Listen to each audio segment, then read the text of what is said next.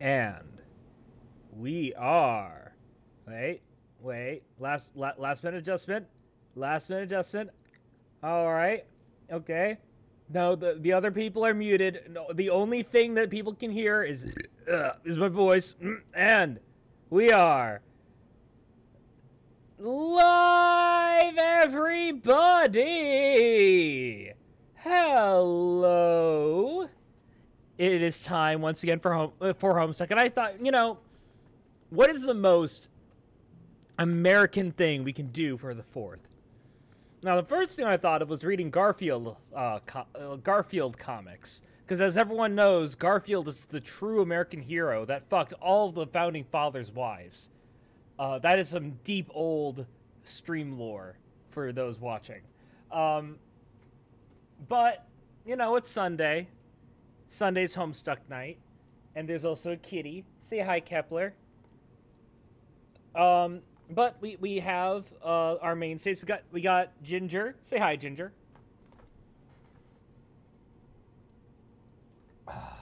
Did they actually do it? They said they were gonna leave chat. No, they're still here. There. Yep. All right,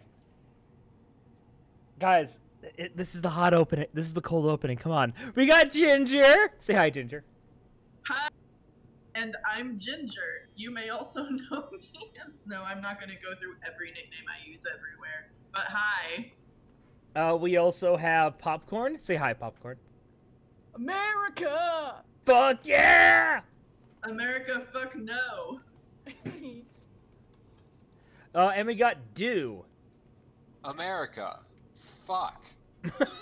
Couldn't have said it better myself. Alright, so let's see what we got in chat. And so here we got Swift, as always. Hey, girl. Hi, Swift.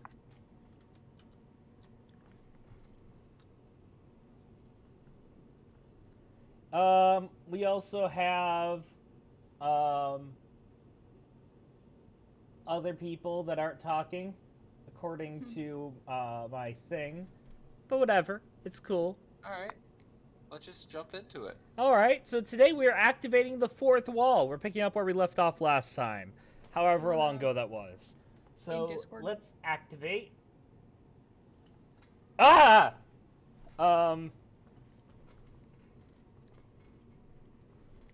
Alright, AH, engage in a highly indulgent self-insertion into the story. What? Oh, hell no. This is always such a terrible idea. Leave me alone. AH, examine wall. By the way, that shirt is also a reference to Problem Sleuth. Yeah. You really wish your side of the wall had an off switch. Which is to say, I really wish my side of the wall had an off switch. Forget it. Go back to work. Okay, you're just going to ask me to recap Homestuck, though. I don't know why you'd want to sit here and watch me type. This is going to be pretty long. Recap the first year of Homestuck. Oh, by the way, that painting in the background has an interesting backstory that I am not going to explain. The fucking horse with the football player. Yeah. By the way, swear Spaz, I've seen that before. By the way, Spaz, you probably have. Do you want to pull it up on Discord for us, just in case? Oh, yeah. Give me a second. So, being that I am the narrator / Andrew Hussey, which have now been revealed to be the same character, I'm good either way if we want to read that. Like, I am willing to read all that if you want to listen to the whole thing. That's 5,500 words. Oh my god. Yes, okay. it is. Yeah. Alright, guys, I can summarize this way quicker. Okay. Homestuck began at the beginning of Homestuck. Glasses nerd has his birthday, hates clowns. Dad is a weirdo without a face. His best friend. As all dads are. His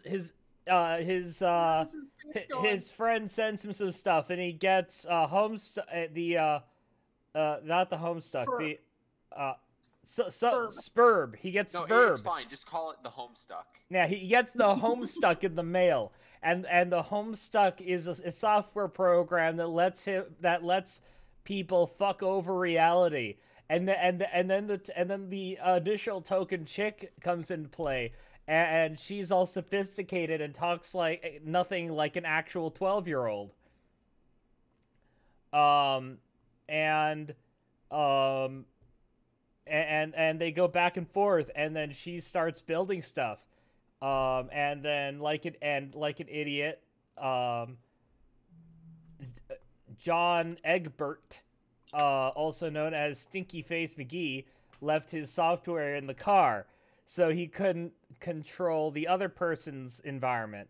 But that's okay, because that was handled later through contrivance. And then we met Dave Strider, aka Edgelord McGee. Everything is irony, McGee. The Pokemon trainer. Yeah, he's a Pokemon trainer. Troner. He's a Pokemon Troner. And yeah, the trans agenda. It's actually the Trons agenda, and the Troners. He's the Pokemon transgender. Pokemon transgender. Which are valid. Pokemon transgenders are valid. So then shenanigans happen. We find out that Dave Strider's brother is the most irresponsible caregiver I can imagine, without being outright abusive. Except for the whole beating thing. That's Yeah, he is abusive. Like, we're not gonna skirt around that. Bro is fucking abusive. Yeah. Yes. And also Token Girl's mom is also an alcoholic weirdo. And then you have Narcolepsy, the movie, the game, the person. The narcoleptic furry. Yes, the narcoleptic furry that won't go all the way. I invited people to our Cowardly stream again. narcoleptic furry. You invited who to the stream? Just so you know, I invited people to our stream again, so we're gonna have some new people that we haven't seen before, hopefully in chat. But if they just watch silently, that's also good. All right. And then shit happens. And then I told you to watch the previous streams to get caught up. That was a very detailed recap. Yes. Couldn't have done it better myself.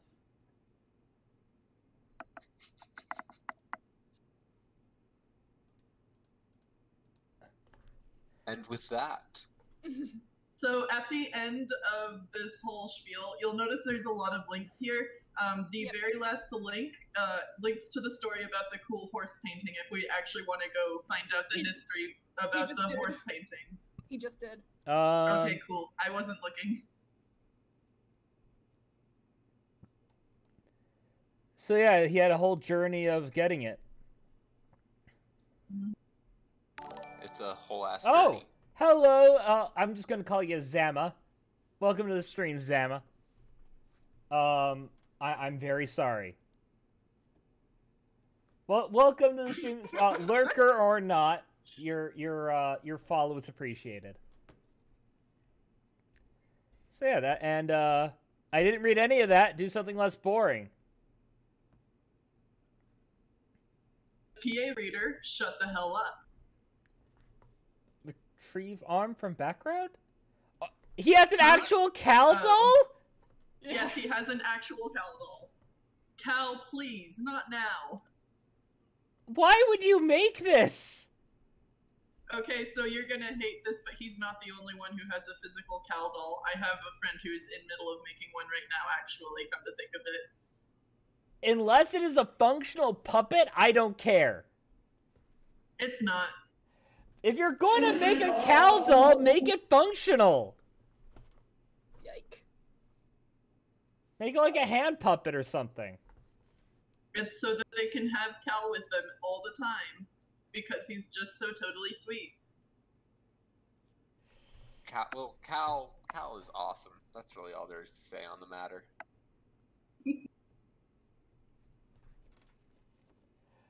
Yeah, if you're gonna make a puppet, you gotta be able to put your hand up its ass. Like all Sesame Street characters except for Big Bird are super into getting fisted up the ass. They have a fist up their ass most of the time, except for Big Bird. Zama, you are right. They did make the Cal doll for him. Like a fan made it. I don't know what fan, but yeah, it was made by a fan and nailed to him. All right, that's legit. Big Bird's into vor, by the way. An 18+ stream, you guys. We really have to justify it. I think it's less vor and more just straight up unbirth.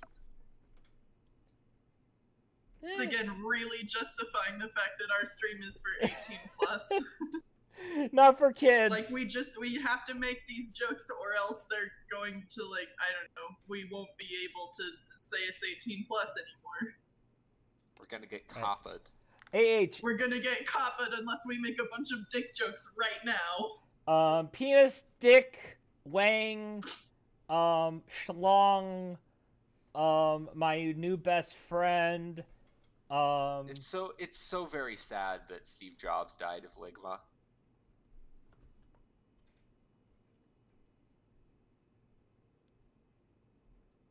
Anyway. Why don't you keep drawing Homestuck or something? Oh, but I don't merely draw Homestuck. Type arrow. I am about to make a joke. Okay, arrow. I conjure this intrepid fantasy-scape with tears bled from the wisdom-weary eyes of 50,000 imaginary magicians. I pull heavy drags from the brooms of inspiration with enchanted bellows, marauded from a guild of churlish mythical dwarves. Vast, bulbous riddle spiders push the silken strands of pure whimsy through hideous abdominal spinnerets. And it is that with which I weave this audacious cocoon of exquisite lies. And when it hatches, a great moth of titillation will awaken and roar and beat its wings, and the powder settling down will arrest the humors of an enormous, terrible old beggar, relaxing the vulturous, leathery vice grip he's fixed around your captive mind. This is stupid. Stop being a wise ass and get drawing. Alright, it won't be that exciting to watch though. I'll pull up Photoshop again. Here's the file I was using for the fourth wall. What do you want me to draw? Can you show us what's going on with John again?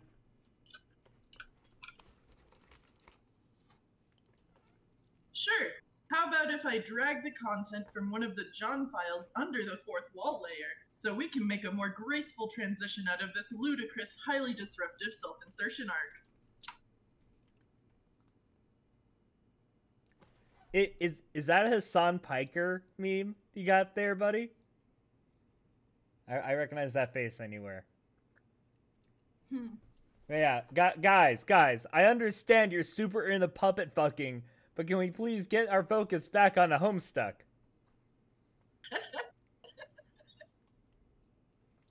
Hassan sub.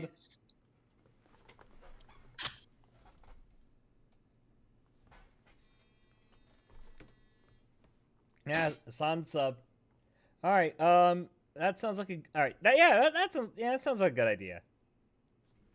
Oh, and then you can type something like switch walls view to show us what's going on with John. Here, I'll prepare the GIF file for that. It'll just take a few seconds. Go ahead, say that. Switch walls view to show us what's going on. Switch walls view to show us what's going on with John. That's entirely enough of that. If this website becomes any more self-aware in a playfully self-deprecating yet weirdly self-aggrandizing manner, you're going to go drown a bag of puppies in a sewer.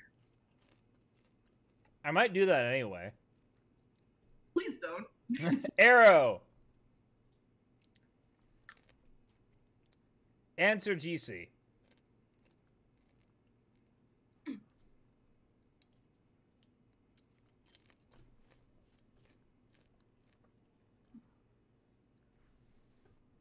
Oh, right. Dude.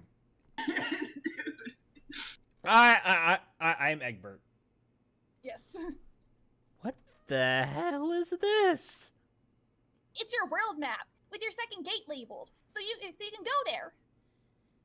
Oh man, let me drop everything and go there because I'm in such a huge hurry to take more of your advice. John, please, give me one of your human breaks. I feel awful about killing you, even though technically you never even died, so I don't know what you're bitching about. Yeah, well, Dave said I did, and I believe him. That is because he and you are best pupa pals for life. Can't I be your pal too, John? I don't know. I thought you were okay for a while, but now you're kind of giving me the creeps. Gigas, John. What? I am invoking the name of your Earth Gigas to express frustration. You mean my Earth Jesus? I don't know. Do I? Do you have a troll Gigas? John, we have the best troll Gigas. You don't even know. Wow, really? Or is this a joke? It's a joke. I'm not really sure what a Gigas is. Well, neither do I guess. It's pretty much not anything. John, will you please follow the map? Let me earn your trust. If you don't like what's on the other side of the gate, you can just turn around. Okay, I'll take a look. Open map. Google Loas. Ooh. Oh my, you know what I just noticed? Because they just grabbed, snagged the UI from Google, this implies that there's a street view. So I had a little street view guy there that you used to be able to like drag and drop to where you wanted to do street view. It doesn't work in this little applet, but yes, it is implied that there is a Loas map street view. So I'm just imagining like some poor like one of those like beetle people like on a bike hoofing it. Just a poor salamander in a car. Yeah. Just pan in on a salamander watering his yard. Hey, Corey. Me. That's me that's typing that there. Corey Sage is my username. I don't care. You're different people now. I've been split into two different people. Yeah. I'm like a kernel sprite. You've been unprototyped. I've been unprototyped, guys. Goodbye. I'm going back to the nothingless void. Well, no, you still have one prototype left. So now there's two. You have the original kernel sprite and what was prototyped into it. Okay, so what are you gonna prototype me with?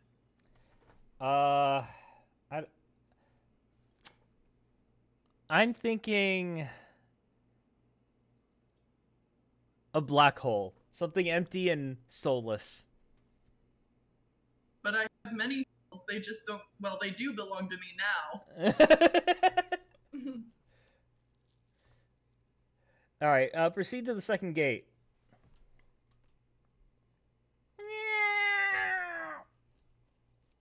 What do you think powers that jetpack? Very good question. I'm going to say plot contrivances. Oh god, every time there's a plot contrivance, the pack recharges. Exactly. Oh, hi Kepler. Hi, buddy. Kepler! Kepler, our best friend Kepler. Precious boy. Such a good boy. Yes. I don't know, Ginger. Would you like to be prototyped with Vega? I would gladly be prototyped with Vega. Just be a loudmouthed, obnoxious tuxedo cat. And I can be best friends with Jasper Sprite. Enter.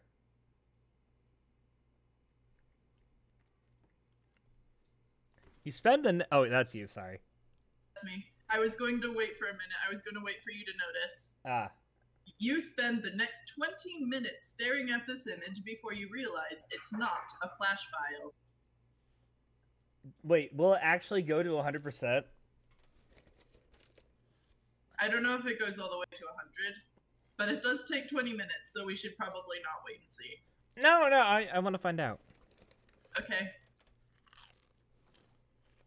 So what are we going to do to keep the audience entertained for the next 20 minutes? It's right there! Right there on the screen, guys! Look at that! I don't know about you guys, but I'm gonna download this image and then put it in Premiere Pro to see what is at the very end of it. Alright. So much smarter than we are. Oh no, it reset. Oh, it already looped? I thought it did take 20 minutes. Arrow! Damn. Okay. In that case... Hey, look, that gate says trans rights.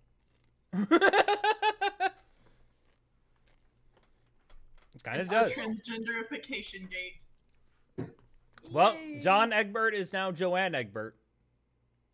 Well, I'm not going to spoil anything. It's not canon yet, but that's not the name. What? That's somebody's fetish. Arrow. Kablooey. Meow meow all over the walls. Oh wait, we didn't arrow again. Ignore me. Shut up, Swift. Shut up.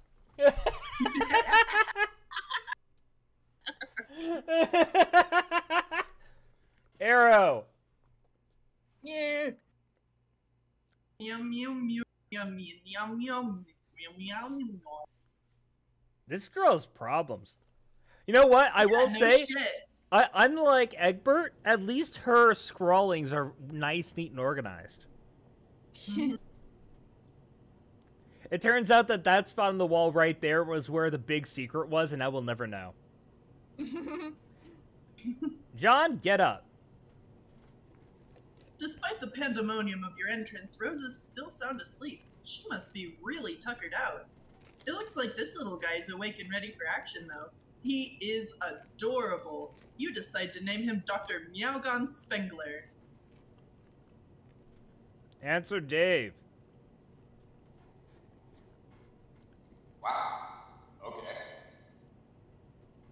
You're a little early, but that's fine, I guess. Also, you suck at rockets. Ugh!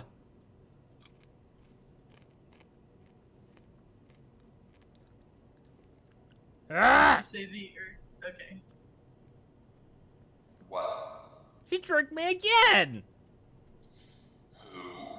GC. She told me how to get to the second gate, so I went through, but it took me to Rose's house instead. Another prank! Dude, you did go through to the second gate. I mean, I don't know why you listened to her again. It's kind of ironic. That's a whole other issue. She didn't trick you this time. Oh.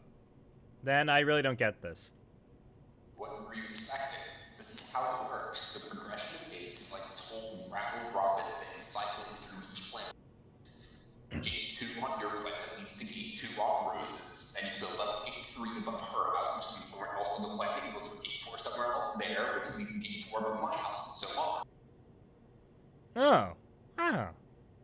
Wow. Wow. Wow. Wow.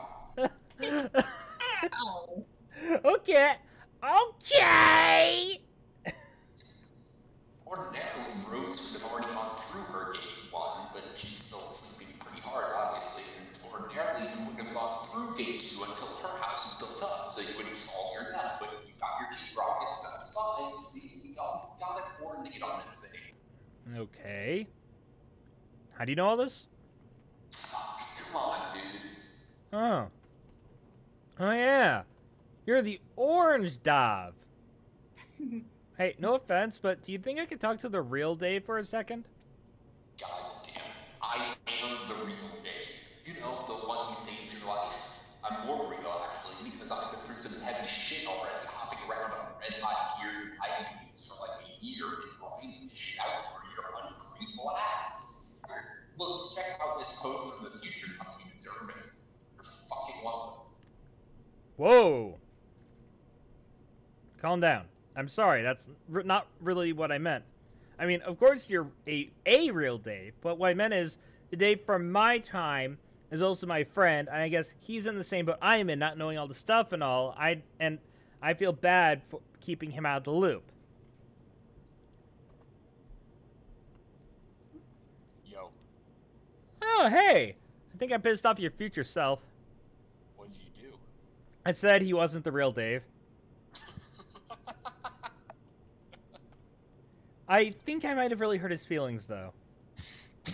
Don't worry about it. Why not? Because I wouldn't give a shit, and he's me. Okay. I'm in Rose's room, by the way. What? Really? Yeah, but she's asleep. Okay, don't go anywhere. I'm coming down to the computer. Okay. David's here, wants to use the computer. Probably to help me scope out Rose's room and snoop and stuff. I mean, that's what I would have done if you were alive. So I'm gonna go use his wacky ghost wings to tear up shit in space or something. Sure. Hey, Dave. What? In case I forgot to say so before, thanks for saving my life. Yeah. Project on TG, cease pestering ectobiologist EB. John, Snoop. Okay, I don't know what you're doing here, but I think we can both agree that you got to rummage through as much of her shit as possible before she wakes up. Man, I don't know how I feel about that. I don't really like the idea of capering around her room while she's asleep. It feels weird. I gotta wake her up. Dude, no, come on. She's out like a light anyway. It was some, like, weird future thing that made her sleep. The future thing? Yeah, shit doesn't get more clear than that. Well, yeah, she won't wake up, so I guess so, but I'm not snooping. Fine, don't, but here, just do this one thing. There's 2 notebooks on the floor behind you. And let me turn up the volume a bit. See Yeah. those 2 oh, Yeah. Am I better now? Yeah. No, I had to increase it on my end, because otherwise you guys would be really quiet in the playback. Gotcha. In the VOD. I don't know how people do this. It's hard. And nobody understands. The life of a professional streamer is just so much effort. Nobody will ever understand your struggles. Nope. Because I am a professional. Truly. Yeah. Sure. You've made $5 whole on it. I made 6. I made Amazing. $6. A new Echelon. Yeah. I made $6 doing this.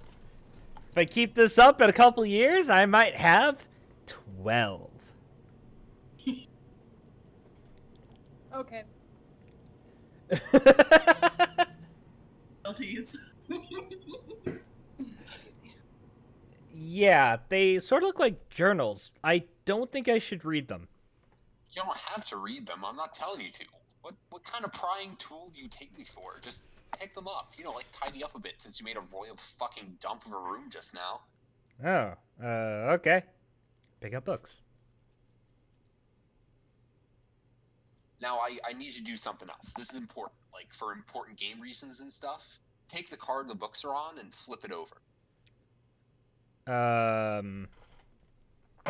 So you can see the code. Wait a minute. I see what you're trying to do. I won't tell you the code for Rose's books. Dude, you don't have to tell me the code. Just flip it over and let me know if there's a code. That's all. Okay, I guess. Yeah, there's a code. Alright, cool. You can ditch the books now if you want. Maybe put them back on the floor so Rose doesn't think you were snooping. Seriously, you've got some grubby fingers, bro. Why don't you mind your own business there? What is even with you? Dave! I think all the slapping made me poop in my pants too hard! Isn't that your birthday package over there? Oh yeah, I think it might be. Maybe you should look at it. I don't think it counts as snooping since it's technically yours. Yeah, maybe. I wonder if she's finished. She was so tight-lipped about the damn thing. I am really curious. Zoom in. Oh. Dave. Arrow. Arrow. Dream Rose. Arrow. Arrow. Oh, that's terrifying. Dream Cow. Arrow! Yarn boink. Bonk. Night night. Arrow! Arrow! Sup. Arrow! Even his dream world has hella Jeff and Sweet bro. yeah. Check Rose's John, check Rose's bookshelf.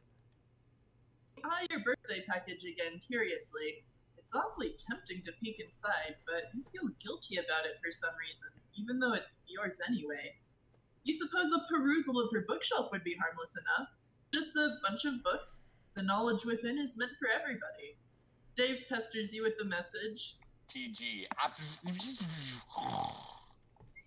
which you decide not to bother dignifying with the whole pester log ordeal because it's probably just him being a truculent jackass again, so screw him. John, look at book.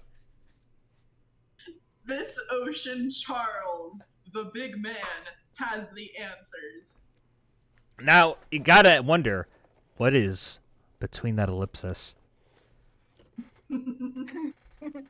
You find a book of beautiful poetry and groundbreaking philosophical thinking by American sports legend Charles Barkley. These are words to cherish. This is a man to treasure. Take the book.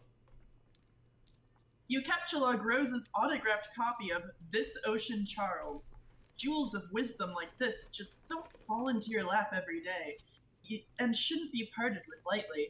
You doubt she'll mind if you borrow her book. She's always trying to get you to read her weird books anyway. Oh, just open the package already.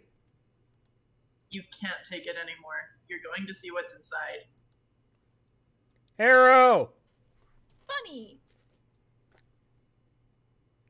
John. Oh, right. I miss Foxy. I can't keep doing this. Yeah. This voice, man. We need to go pester Foxy to come join the stream.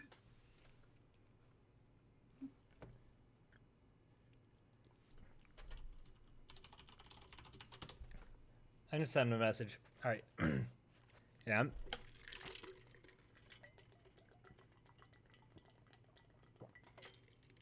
Always remember to water your spaz.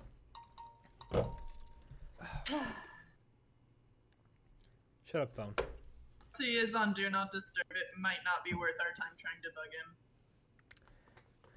John, I never got to thank you properly for your gift. Yes, the words were there, language comprising the familiar veneer of gratitude rubbing off with each tired favor traded for. A God bless to a sneeze, or a few pennies cradled in a receipt. Perhaps it's the deplorable romantic in me, but I thought your present and your friendship demand reciprocation.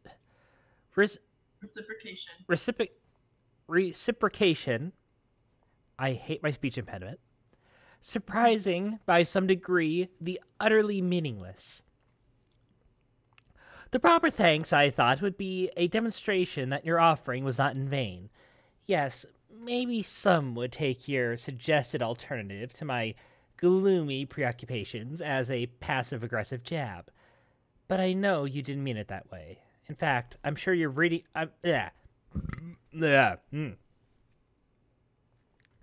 In fact, I'm sure reading about it now is the first time the notion has occurred to you. John, please stop rolling your eyes. The letter is down here. The gift in this box is a resurrection. I used your present to thread life anew into a tattered heirloom. As long as I can remember, its black, greasy appendages have been tethered limply to its ratty, porous carriage, too delicate to wash, too dear to discard. I used to love this rabbit. Now, he's yours. I trust you'll find this adequately sentimental. Happy birthday.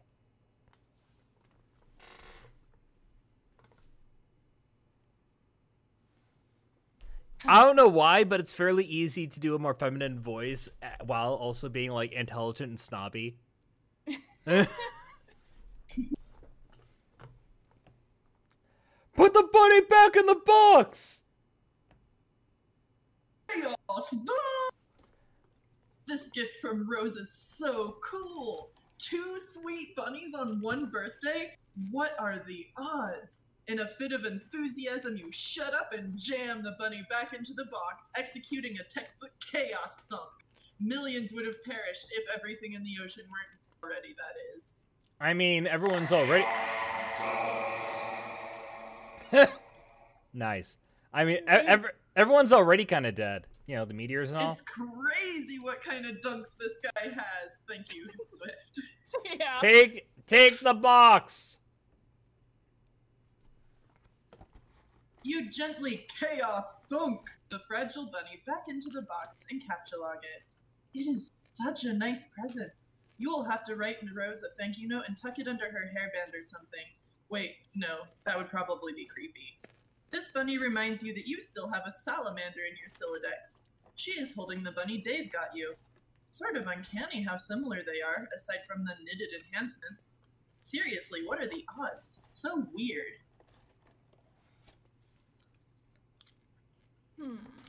John, deploy beloved daughter. You release dear, precious Casey. She was probably getting antsy in that card. You think you'll leave her here with Rose. A dangerous quest is nothing to embark on with a sweet, innocent little girl stashed in your inventory. Where's my mommy? Yeah. You aren't actually sure if she is a girl, though. You don't even know if salamanders can be girls. Aren't they hermaphrodites or something? You don't know anything about biology. Unless it is biology that has to do with ghosts and slime. But even then, you don't actually know anything, you just sort of like to pretend you do. Looks like a troll is bugging Rose. Answer, troll. Oh boy. I'm supposed to antagonize a few members of your trivial species. I have to start somewhere, and someone. So I am starting with you, and now. It's going to be pointless and unpleasant, mostly for me. Actually, you know what? I'm not really feeling this at all. Goodbye. She's what should I read this with? I think you should read it as John. All right. As John pretending to be Rose. Yes, John doing an imitation of Rose's She's voice. not here right now. She's asleep. But okay, see you. Is this your human sarcasm that I've heard about? That you always use, and that is basically a terrible way to communicate? No. I thought that was the thing you did, the rose human specifically. Oh, yeah. That's me.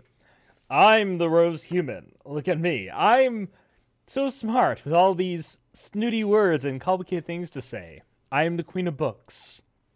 Okay, these are definitely insincere statements. Why do you work so hard at being awful? I'm so burned. These burns are crazy. Can we just cut to the chase and be friends already? These cat and mouse games are dumb. So dumb. So, no, we're just going to all be friends at some point anyway. Have we spoken before? I don't know. Maybe? It's hard to keep track with all of your time nonsense. Now that I think about it, it is pretty conceivable that I will talk to you again in the past after this conversation. That's because you guys always do things the hard way. And the dumb way. I should figure out how the viewport feature on this application works, so I can see what such a primitive creature looks like. Haha, well, I know what you guys look like. You kind of look like Howie Mandel from Little Monsters. Even though, to be perfectly frank, he was kind of a big monster, because he was a big, goofy adult. And Fred Savage was like his child prankster sidekick. I'm Rose. Is this an adversary you have encountered on your quest?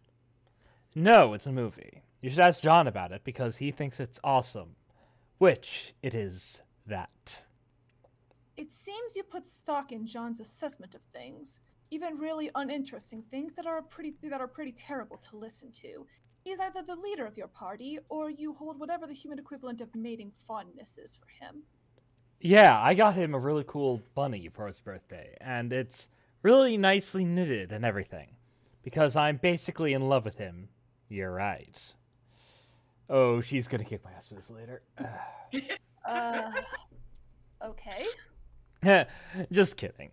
I'm sure John knows it's because I am really thoughtful, and I bet he really appreciates a present and would say thank you if he were here. Okay, human courtship is definitely a strange thing, and it's sort of blowing my mind to listen to this. I think I'll talk to someone else now. Why don't you talk to John? Maybe. When along his timeline would you recommend communicating with him? Oh man, I don't know. Why don't you pick a time that will be the most complicated mess out of everything imaginable? You know, that's what you're going to do anyway. Considering that you're obviously not that smart, and basically understand whipping bugwing fuck all about even the most elementary temporal mechanics, I am a bit perplexed as to why I find myself so vehemently fondling the short end of the antagonism stick here. Kind of irritating. I'm going to talk to your comrades, this John human, and figure out what's going on. Okay. If you talk to him in the past, he'll understand even less bug-whipped fuck all about time, and he'll be confused. So maybe paste something from this conversation to him? I don't know. And if you talk to him in the future, he'll probably know all this stuff, like things you said to him but haven't said yet, and then you'll be confused. Sorry, that's just how this works. Don't say I didn't warn you. Consider me fully briefed on the matter. Until next time, Rose. Next time in the past. Yeah, bye.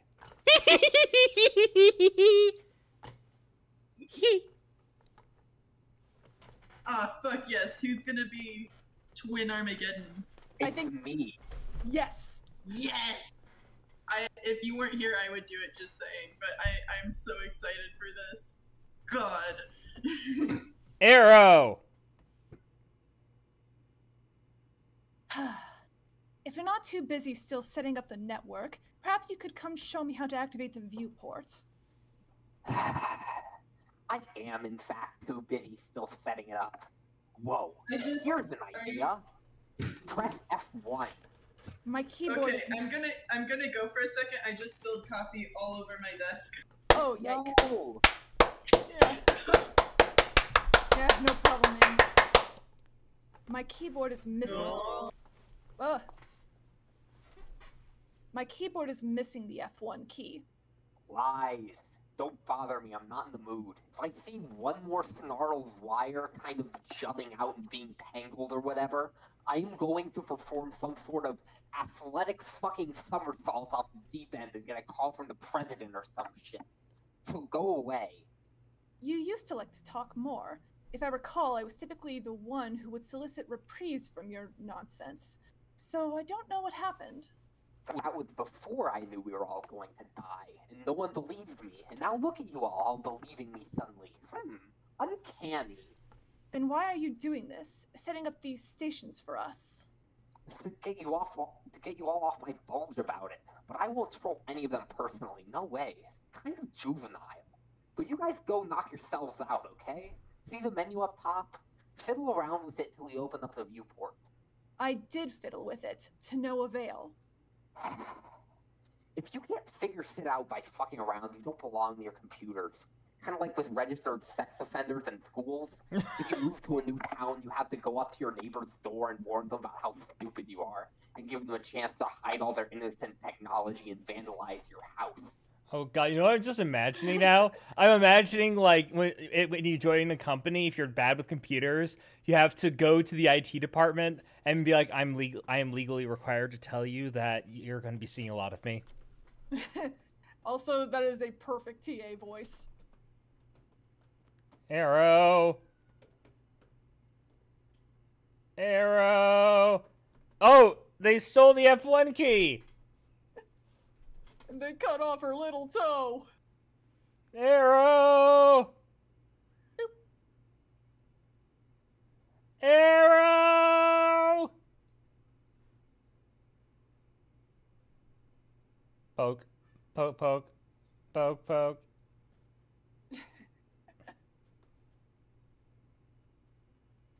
Rose and Dob, shut up and jam.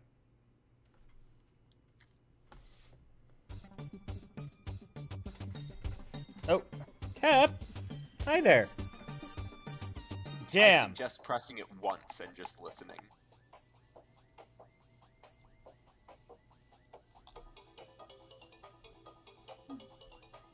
Sounds familiar.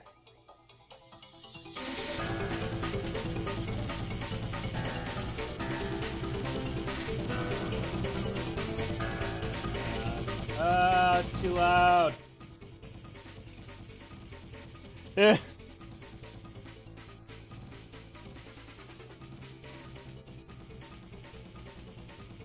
you go, internet.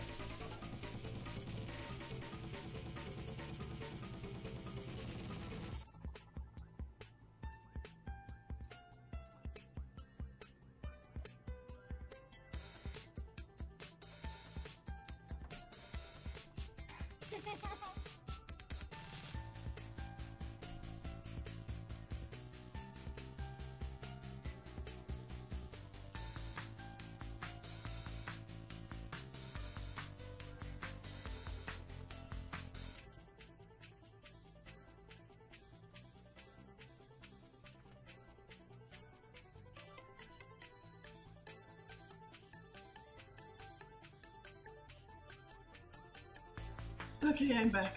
Welcome back. Dave's just showing Rose some of his sweet gear. He is so cool. Alright. Shall I arrow? Onwards we go. Arrow! I don't think she likes Cal. Arrow! Why would she? No, not so much. Rose, first, be the pony. Second, follow mom. Yay. You are now the pony. You stand outside some ruins which your beloved master's mother entered recently. Outside, you find a striking scarcity of oats or greenery or anything at all that is delicious to chew on. This is as compelling a reason as any to follow her inside. Nay. Maple Hoof, enter! You go in the ruins. Your clopping hooves echo throughout the cavernous and foreboding environment. But you are too stupid to be nervous. Your powerful snout detects... Thank you for that. Ambience. Your powerful snout detects the scent of Rose's mom. She went this way. She dead. Maple Hoof, follow said. Nope. Good grief, look at all this grist. A large and terrible monster must surely have been slain here. Maple Hoof, consume grist! You pick up all the grist and store it in Rose's grist cache. This is entirely too much grist of too many exotic types. Am I audible? This seems like a really loud ambiance. It's, yeah, it is a little loud. You pick up all the grist and store it in Rose's grist cache. This is entirely too much grist of too many exotic types for such a low-level player. But you'll take it. You don't look a gift horse in the pink heart tattoo. The grist overflow is gathered by the grist gutter utility supported by Grist Torrent. It is stored and gradually redirected to other players. Maple Hoof, proceed.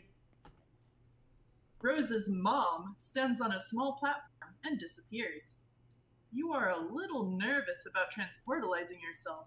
As a quadruped, grisly bisection strikes you as a very real possibility, even though you're too dumb to think of such things. Arrow! And yet she's smart enough to do that. John, first, be the hat. Second, find dad. What? Rose being the pony, just in time for John to start being the hat. What? Arrow. The breeze carries you to where you need to go. Arrow! You settle in front of a man in sore need of a fresh hat.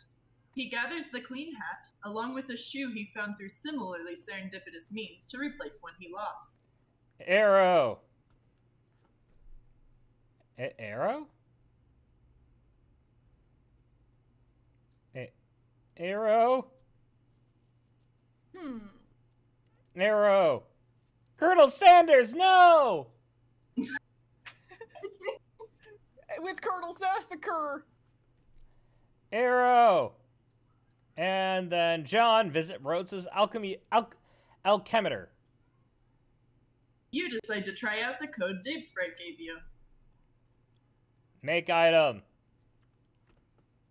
Fear no anvil! This thing is huge and costs a fortune. 500,000 pieces of build grist, garnets, diamonds, and gold, and a single piece of quartz. There's no way you can make that, let alone wield it, even with your ghost gloves. I believe that means that you gotta get good, John. Or, you know, just shrink it down.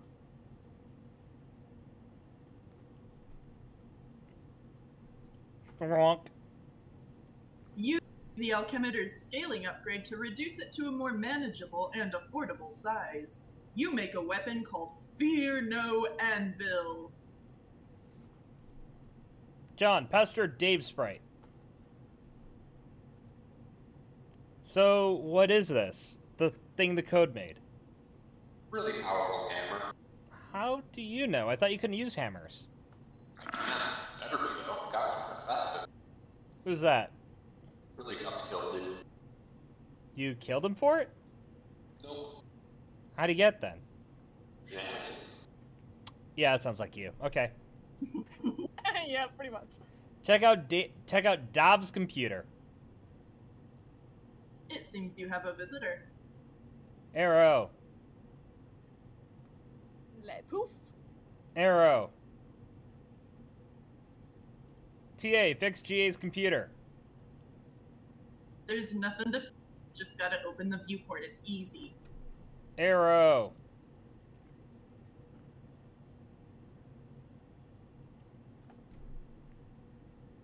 Arrow. Here we are. Examine laptop. Someone has been using your PesterChum account, and you somehow doubt the culprit was this young upright amphibian presently throwing a fit. Gob, gob, gob, gob, gob, gob, gob, gob. Rose, go find John. You hurry to the door so you can catch John before he goes gallivanting off somewhere. But it seems your door is ajar. Funny, you don't remember leaving your door ajar, even though it's sort of absurd for you to take note of such a thing considering John recently left your room. Oh well, it doesn't matter. You will now proceed through this door uneventfully. I sure hope nothing wacky and uncharacteristic happens. I mean, would it be uncharacteristic? Would it really? You have a point. Rose, proceed through door uneventfully. You get dumped on by a bucket full of hellacious blue phlegm aneurysm gushers as a thoughtful but mischievous thank you gesture from John. Your prankster's gambit plunges to an all-time low. You cannot hope to defeat Egbert in a prank-off. He's simply the best there is. John, equip wait, was it? Oh, it had the top of the door cut off. Okay. John, equip trusty rocket. Rose obviously isn't waking up anytime soon. Might as well take some time to explore and maybe stop by again later. Arrow. Why, Dr. Meowgon? Do you want to come along for the ride? It sure looks that way. Okay, hop aboard then. Adventure awaits. Blast off! Oh my god, that... Yeah. That is just precious right there.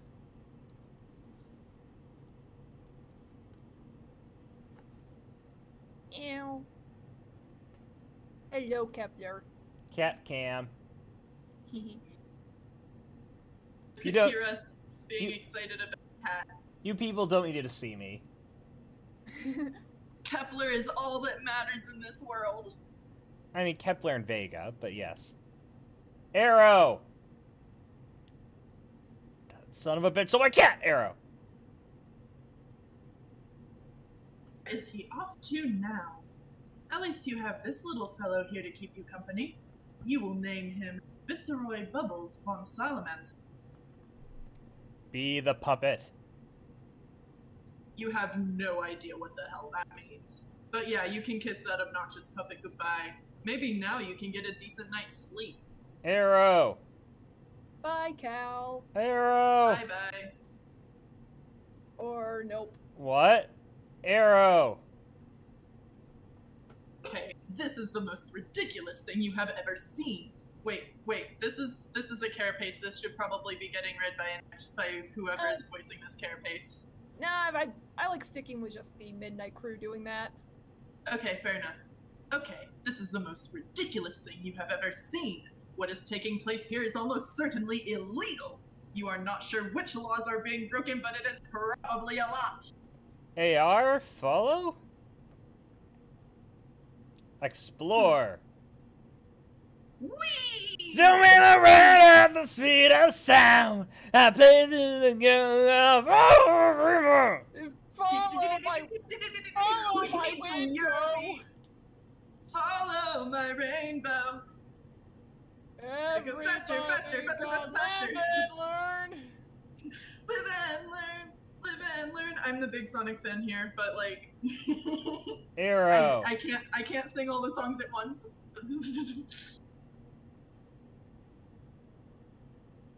You see a boat on the shore of one of the islands below. You wonder who could be out here rowing in the middle of the ocean.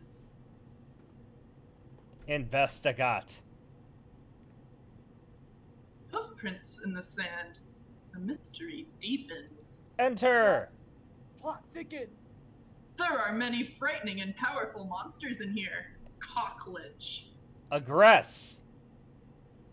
Crazy damage, bonk! You stun them with the cool time powers of your awesome new hammer, and then dispatch them swiftly. Collect spoils. The good Dr. Spengler helps you gather the riches. Proceed. There's a platform over here. You guess you'll go stand on it. Oh wow, it just made you disappear. Arrow. Arrow. Arrow. Explore the lob. Now, what in the hell is going on in here? Explore the lob further. Now, what in the hell is going on in here? Who cares? Just ride the pony already. Yes. Fuck yes. Hell fucking yes. Arrow. But seriously, what in the hell is going on in here? Keep exploring.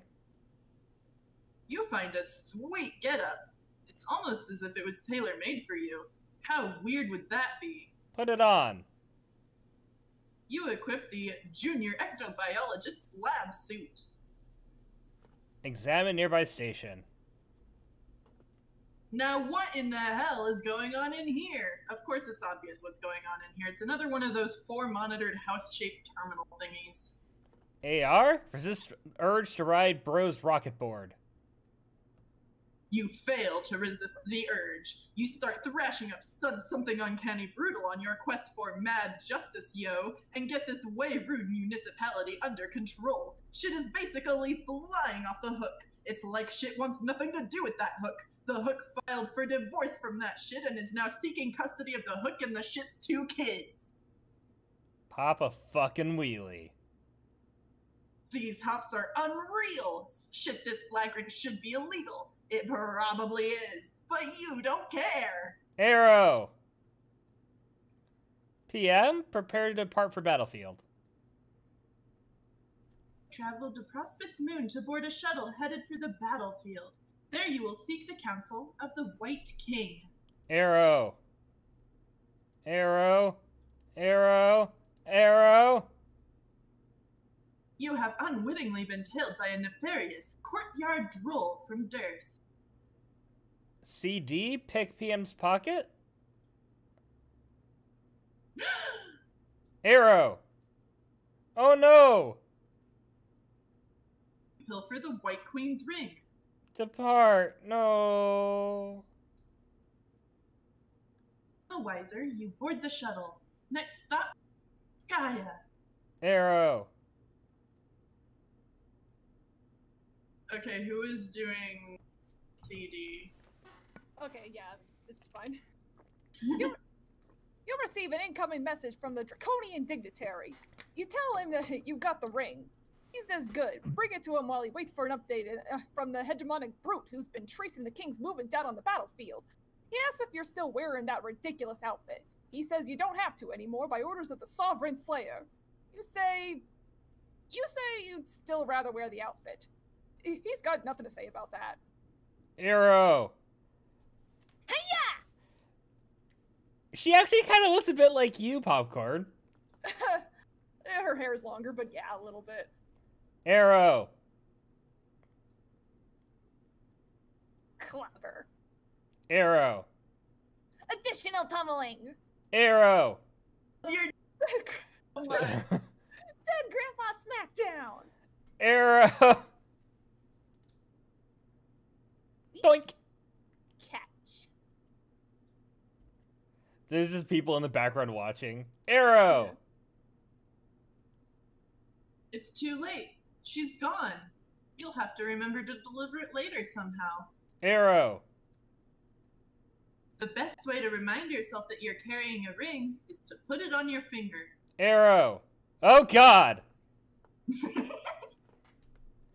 Arrow. Of course, that was just an imaginary transformation, since the ring doesn't work like that on humans. It was fun to pretend, though. Yeah, I want to see what that looked like. Yeah, it turns her into a... Of course, it turns her into a cat, a tentacled cat girl with wings. A tentacled jester cat girl with wings. Yeah. Meanwhile, in a timeless expanse... Somewhere, a war-weary villain rues eternal struggle between feud and royalty. The battlefield holds little promise for the peaceful life of a simple folk. WV Rise Up?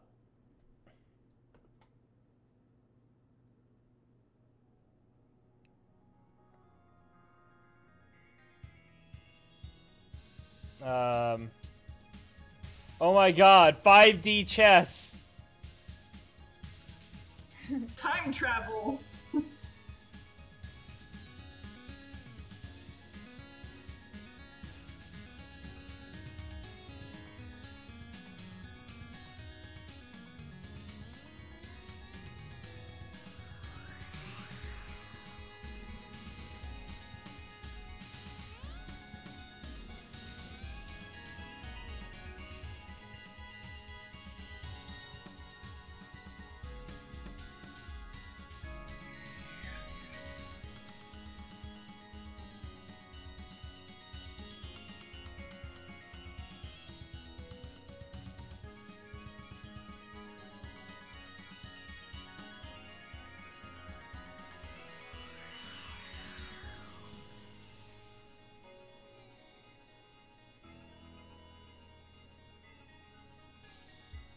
I'm so confused. What is happening?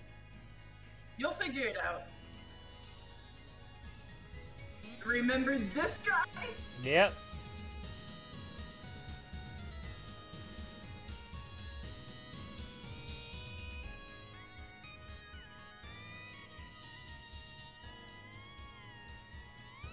Meh.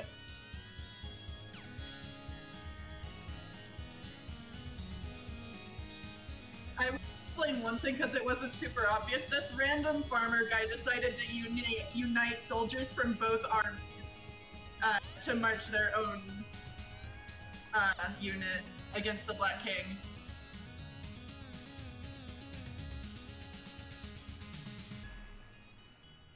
Oh no!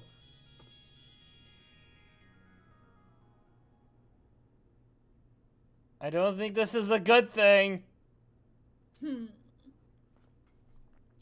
Alchemize a whole bunch of cool stuff. Shit, Let's be Santa. No, Do has to say it. Wait, where do we need you? Let's be Santa. I don't think we're actually this far ahead anyway. I think We still need to read the Nacho party. We need to do the Sweet Bro and Hella Jeff for this episode, for Yep. this stream. Let's read Yes. Nacho party. We finally get to do Nacho party.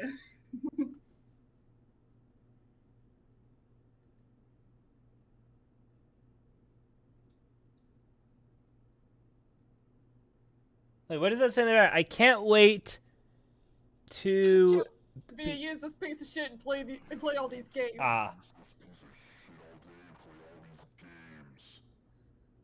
Fucking Nacho Party. Get my fucking Fun. To be continued? Next comic.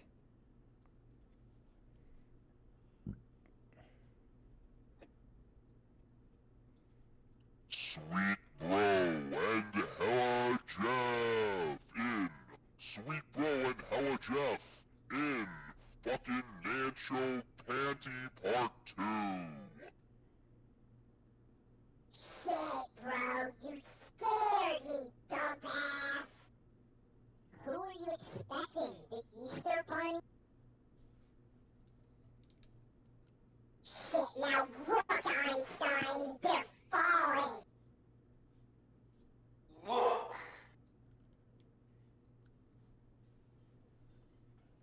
Okay. Warning, the recipe zone. Are you brave enough to enter? I wonder if anyone has actually determined what this says. Nachos Grande. By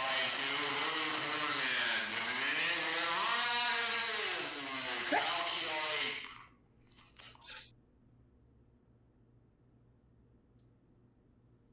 I'm hungry.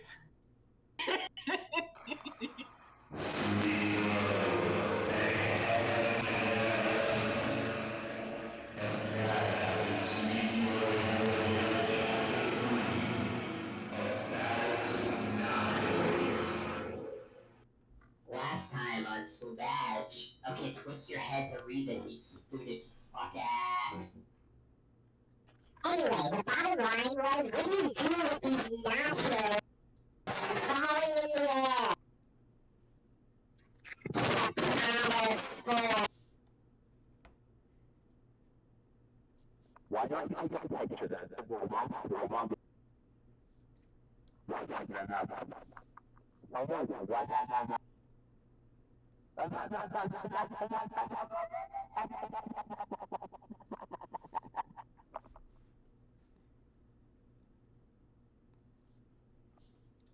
He was right.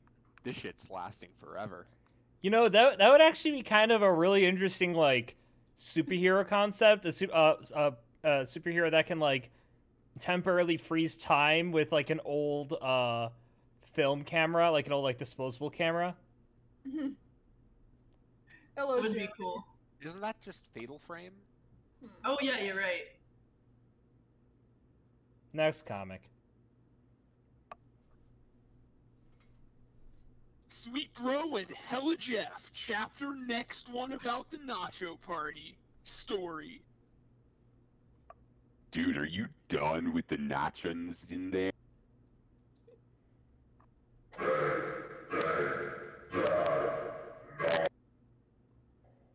Jesus fuck, how can you even be this greedy? Just slide them under the bathroom door.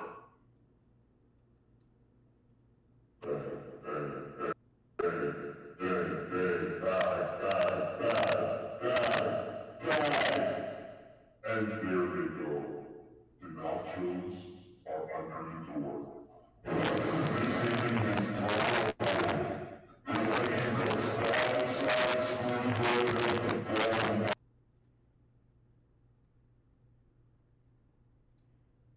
Quite. This is becoming completely incomprehensible. It's perfect. Yes. Sweet Bro and Hella Jeff. Shit. Let's be be Santa.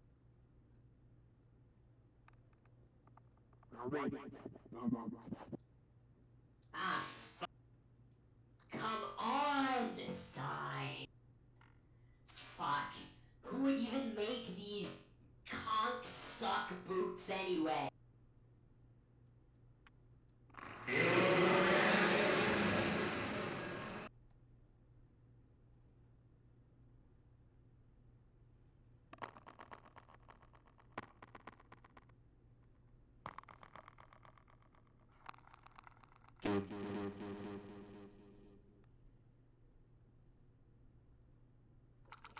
And the night before Christmas.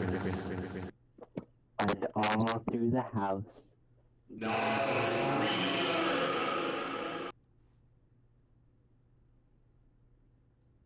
It's Gregory! God bless us, everybody!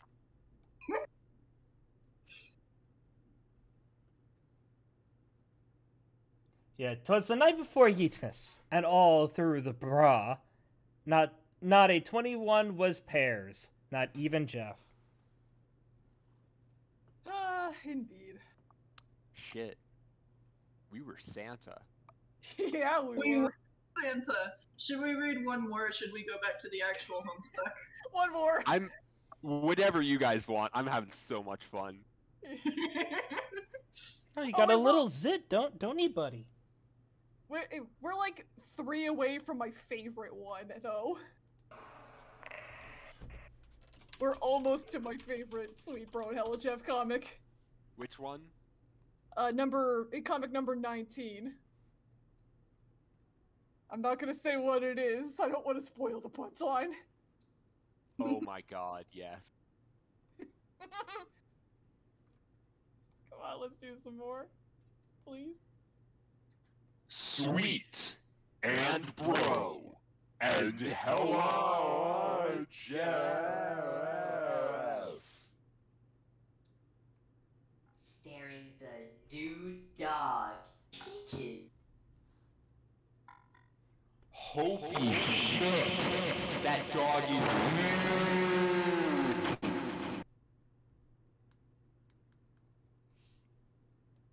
He probably wants a treat.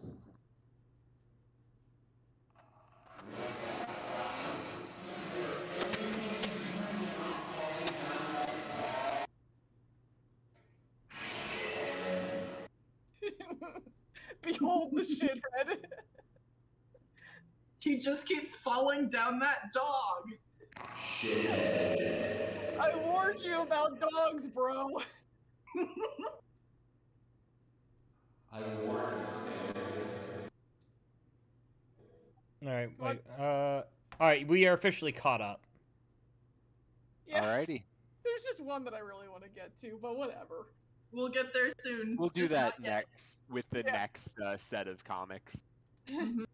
Alright. Combine hub and laptop. You make the hub top. That one was pretty obvious. Combine bronze to vacuum and umbrella. You make the bronzed vacuumbrella. But you're still getting warmed up. Combine salamander and eldritch plush. You make a huggable soft salamander plush. You award it to the Viceroy on account of good behavior. That was adorable. Oh, that was a cute club. Combine ink bottle and gushers. You make a box of bodacious black liquid sorrow gushers. Another Crocker nightmare rears its ugly head. The ink reverses the healing properties of the blue phlegm. These are pure poison. Perfect for a goth bitch such as myself. Combine hub top and hairband. You make the Hubtop Band, a convenient hands-free computing device. Combine magnetic W and bottle of vodka. You make a bottle of magnetic vodka. In addition to having high alcohol content, the liquid inside appears to have magnetic properties. You guess this could be useful? Combine wizard statue and ball of yarn. You make a ball of silken wizard beard yarn with magical properties. It has magical properties because it is made of a wizard. Maybe you can make something useful with magical properties that is more useful than this. Combine wizard statue and knitting needles. You make a pair of needle wands. They crackle with the magic energy. It is time to make something cool to wear. I love how they spelled magic energies, because so often they spell it with that, they spell magic weird just to make it seem more special. Yes. Kepler's in heaven. Aw. Who's a good boy? Combine knittings and velvet pillow and squiddle shirt. Size velvet squiddle knit dress. Combine needle wands and grimoire. You make the thorns of Oglogoth. The needles seem to shiver with the dark desires of the Deep One. Any sane adventurer would cast these instruments of the occult into the furthest ring and forget they ever existed. You know what I kind of love about this? If you look at the top mouth, it looks terrifying. But then if you look at down here, like where the two smaller circles here are eyes, and this is the mouth, it just looks like a really nervous creature. Oh yeah, that's because it's been combined with God. Just wait, we'll read Problem Sleuth eventually. Alright. Arrow! Flip. Arrow!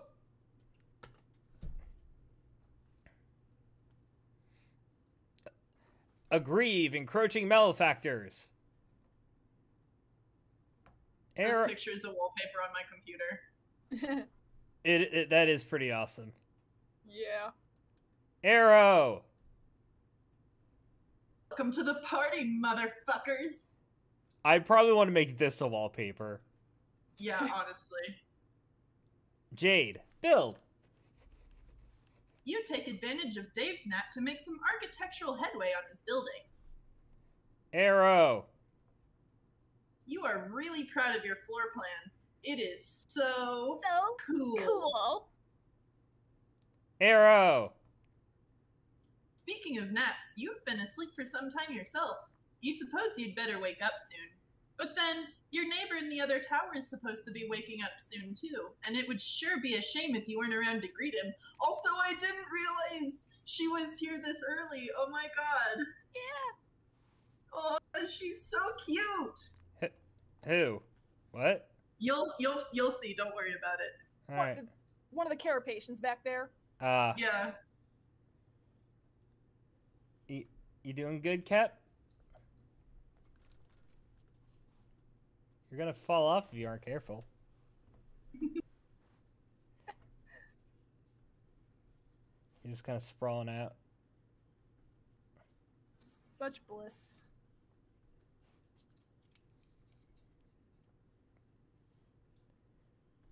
This is now a Kepler stream. Switch the stream category off of Homestuck and onto Kepler the Cat, which is a category that they will make just for us because he is so important.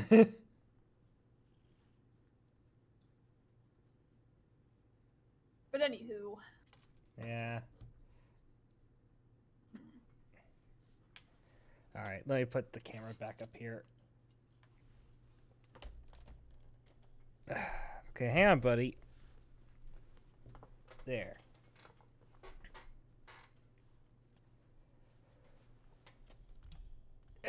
Back to my ugly mug. Wake up and jam. And wake up and slam. And welcome to the jam. And by jam, you mean alchemize, of course. Whoa, your house is huge suddenly. Anyway, let's get this party started. Combine sunglasses and iPhone. You make a pair of eye shades. This one was really obvious because Future Dave had a pair, but he took them with him when he prototyped himself. But now you have a pair too, so that's cool. Combine timetables and computer. You make the turn top. Convenient computing on the go. Sort of like you have with your eye shades, but with all of your important files on there. Not to mention Spurb. Plus, maybe it has some weird time powers. You have no idea. You'll mess with it later. Yeah, it should have been eyeglass. Honestly. Or eye shade. It's already eye shades. Well, no, just eye shade. Not eye shades, just singular. Eye shade. That would be an eye patch. Eye patch! Combine Puppet Tux and Smuppet. You upgrade the Puppet Tux Future Dave made. He probably made it by combining one of your bro's badass marionette suits with your shirt and scaling it up to fit. That's how you would have made it anyway. You add a Smuppet to the mix to make it softer and more stylish red plush Puppet Tux. It is like walking around in snuggly pajamas. Action pajamas. That's a foreshadowing, actually. Combine Broken Clade Scratch and Ruby Contraband.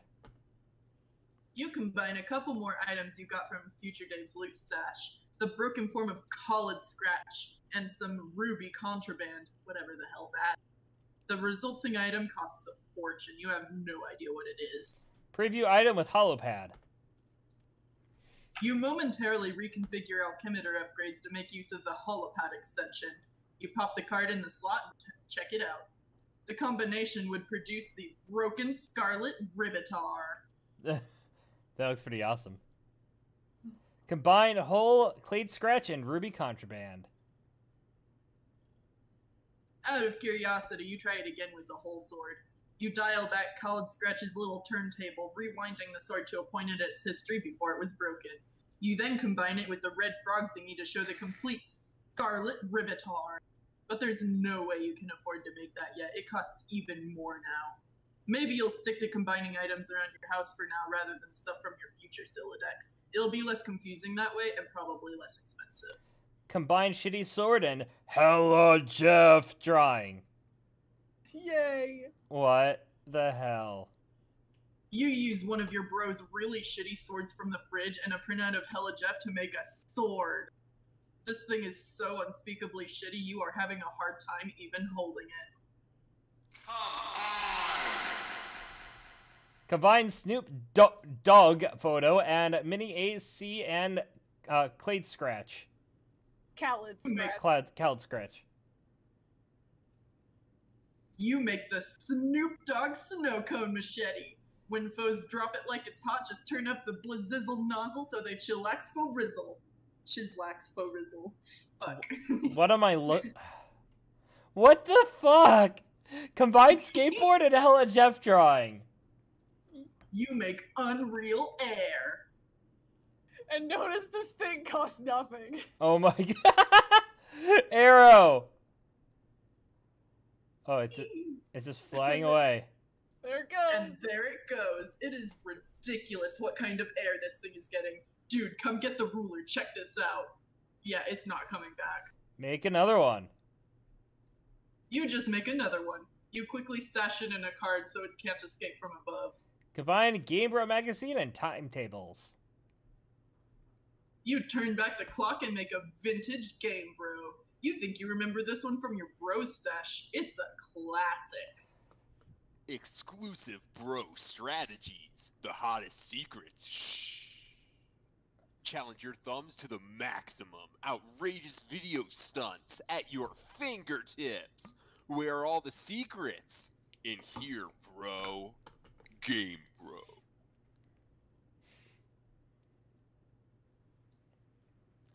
Combine Batarang and Midnight Crew poster. You make pseudorangs because they are really cool and pretty cheap. Combine. I love that the heart ones look like kissing lips. Yeah. Just like how Wolverine's mask looks like two kissing Batmen. Combine plush Puppet Tux plus Midnight Crew poster. You make 4 aces suited. You aren't really sure which one you like better. The red one is softer while the black one is sort of stiff and starchy. Anyone wearing this suit is all business. Maybe you'll switch it up as your mood dictates. Combine plush Puppet Tux plus felt poster. This would make the felt duds if you had some of whatever that green grist is. Combine Smuppet and felt poster. You make a jutting out and impudent felt plush. You do an acrobatic fucking pirouette out of off the handle and into his heart, and he into yours. Dead ass! Combine dead things in amber and Smuppet. You make a foam mutant Smuppet encased in amber. Now we're getting somewhere. Combine dead things in amber or Smuppet. For the sake of science, you or combine them instead of and combine. You make an amber mutant Smuppet abomination. So cool. Now this is how you make shit work. Egbert and Milan should be taking notes. Combine fetus in jar and Mr. T puppet. Why do you have a fetus in a jar? You make the foam metal Mr. T in a jar. Another breaking victory for science. Arrow. Fetal, not metal. Yeah. Fetal. You know what? I can read sometimes. You're looking pretty chill with your new freak show entourage. The underlings all look kind of put off by it, though. You're kind of weirding them out. Combine camera and capture log card. You make the Capturoid camera. You can use it to snap a ghost image of any object without captulogging it. Fits it out on a brand new capsulog card every time. Could be a useful way to take a large inventory of anything you encounter without cluttering up your Sylladex. Also for grabbing codes for stuff you can't ordinarily pick up. Take photo of self. Selfie. You take one of your patented ironic cool guy self-portraits. Man, so cool. Do. Do. Do. Do do do do. Phenomena. That's really all there is to say on the matter. Combine fetus in jar and Sorry, self-portrait photo. It's okay, your timing was really good. That would apparently make Dave's brain in a jar. Gross. It costs a king's ransom, though, because of course the organ is virtually inimitable. Doesn't stop you from capturoiding its hologram, though.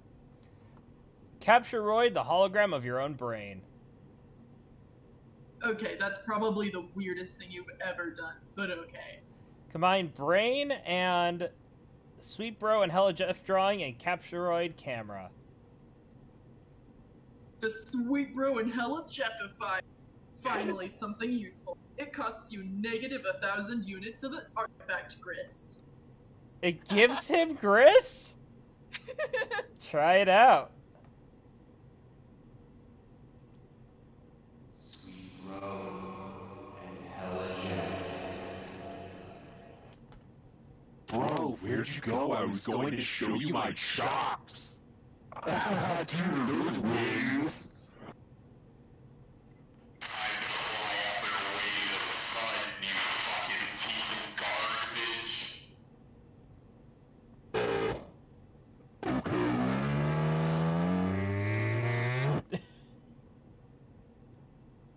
The only thing that's they really have to do is watch that ass fall.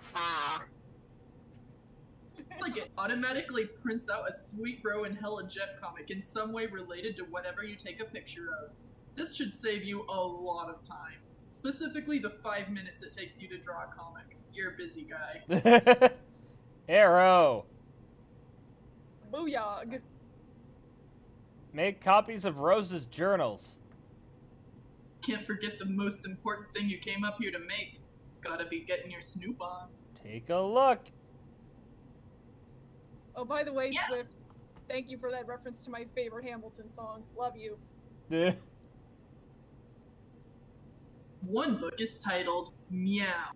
The other is titled Complacency of the Learned. Gee, you wonder what could be in meow. Read it.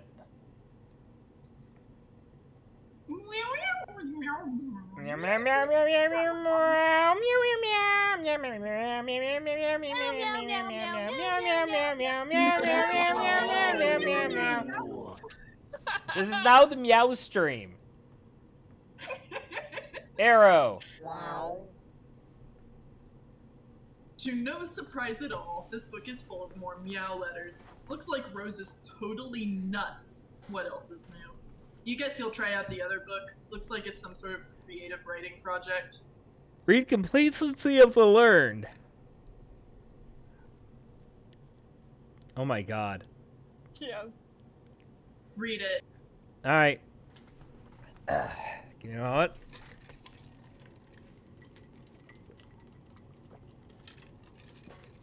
Okay.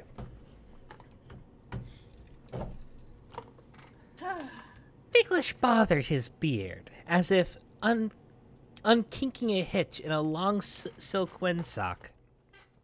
A more pedestrian audience would parse the exhibit as nervous compulsion, behavior to petition contempt among the reasonable.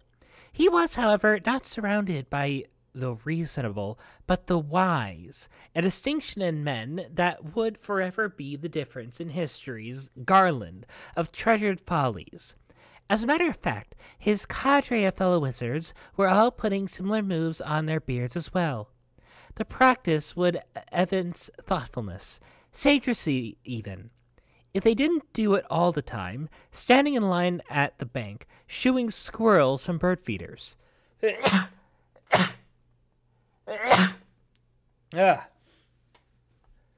Okay. Few occasions were safe. Sazerpan inspected the clue, a single piece of evidence cradled in his couracious old man palms. It was a human bone, not striking in the tale it told alone so much as it told by the thousands. In the tale it told alone so much as that told by the thousands like it festooning the marshy soil of the mass grave. The grisly expanse bore the texture of a decent dessert, like one of a decadent dessert, like one of Smarnie's formidable custard trifles wobbled out on wheels for the holidays, to the dismay of a small nation.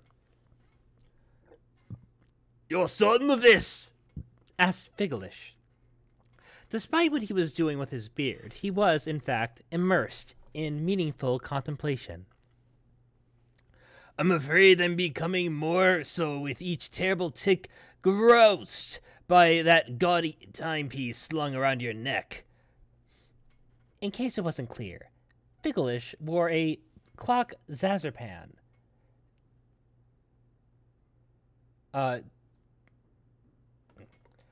Or a clock Zazapan didn't care for. It was magic. "The massacre of Sirs Glymph was not as written." But has you convinced it was the hand of our disciples in this blackness?" Executus chimed in. "I believe a fat face stammered, his eyes darting with the guilt of a thief in the throes of an unraveling alibi. I can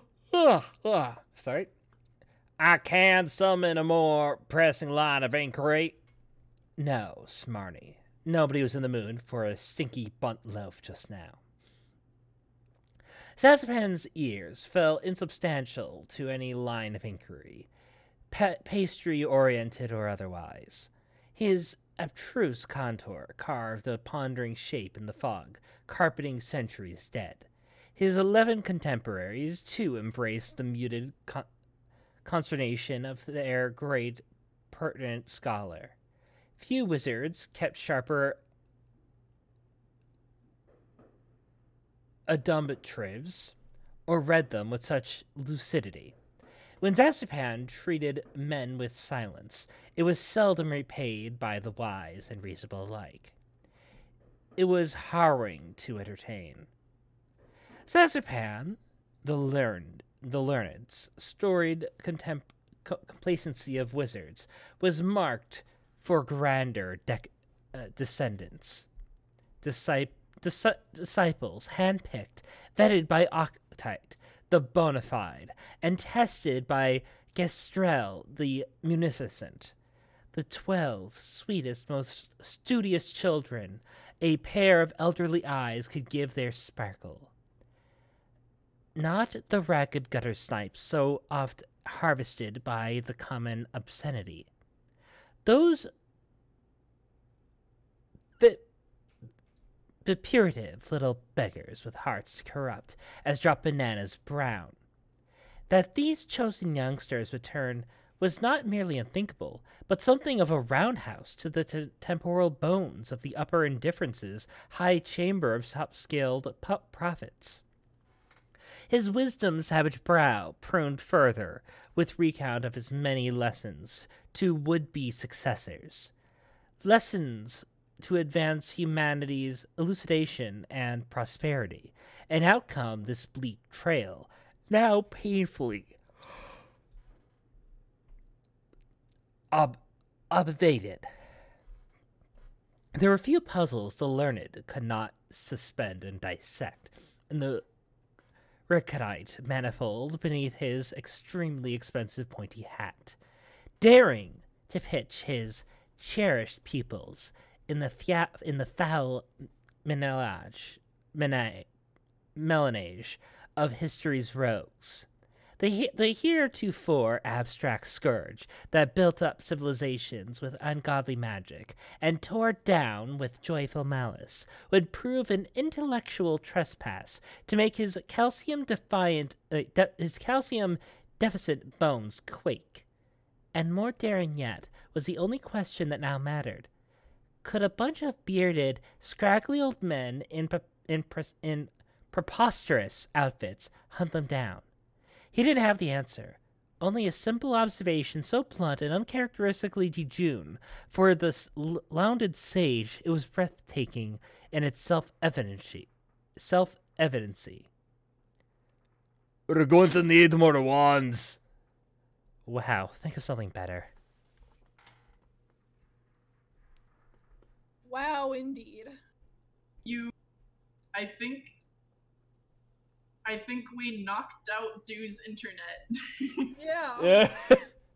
Dew's just gone.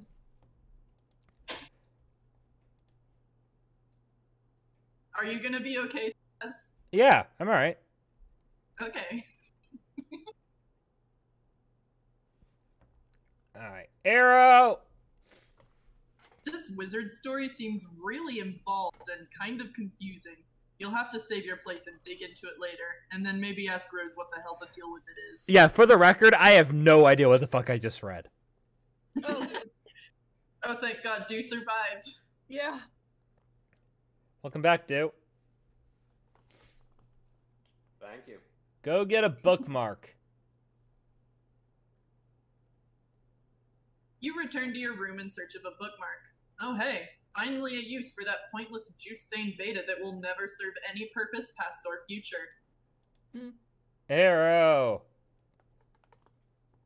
You drop it on the John in case you're looking for some rating material later.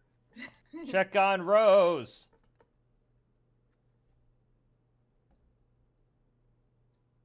Pester!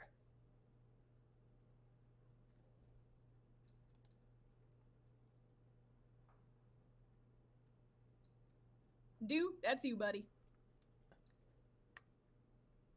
Zach.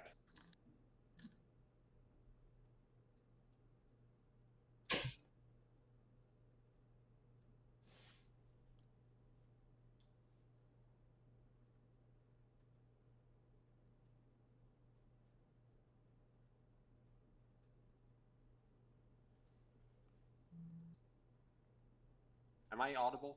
Yep. Yes. Yeah. Sick. Whoa, why are you wizard fanfiction? I am not. This book contains a genetic code. Oh, okay. Then why are you burning that? The gods from the furthest ring asked me to. Is that some dumb wizard thing you made up? Or something to do with the tentacle monsters? I can't keep track of what you like anymore. How did you know I wrote a story about wizards anyway? John told me. He was all snooping around your room while you were asleep, and I was like, no, man, don't. So not cool. And then he was like, haha, dude, check it out. This book is full of wizard slap. Uh-oh. You went quiet again.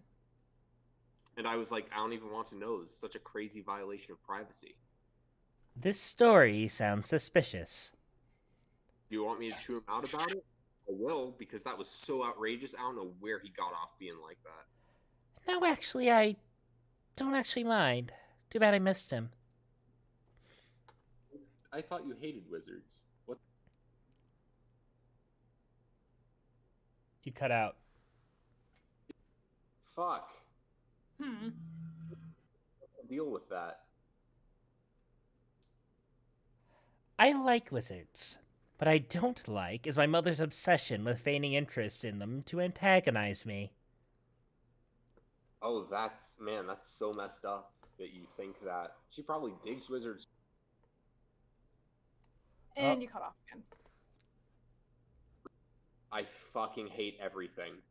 Why does this happen? We're doing it live. First to know. Alright, she probably digs wizards. She probably digs wizards for real, just like you, and you're blowing shit out of proportion like pretty much always. You and she could have probably been chatting up how awesome wizards were this whole time, but no, you're probably burning your nut job meow book to spite her too, aren't you? No, I told you. It's one of the genetic sequences locked in my subconscious. The gods say it's critical to destroy it. Oh, yeah. I thought that was a joke. When did they say that? When I was asleep. You mean when you were dancing and stuff in our dreams? Yes. When I flew to your tower, I heard them. They're far above in the dark sky. I've never heard or seen these things in my dreams. Aren't you often distracted by music and puppets? Yeah. Have you ever looked into the sky without your shades? No, what a ridiculous question. Maybe you should try sometime. You're the Prince of the Moon. I'm sure they've been meaning to seek a royal audience. What do all these dots mean? Dunno. Anyway, yeah, I guess I'll go do that. Get some sky monsters to boss me around. Sounds cool. Also, Pester!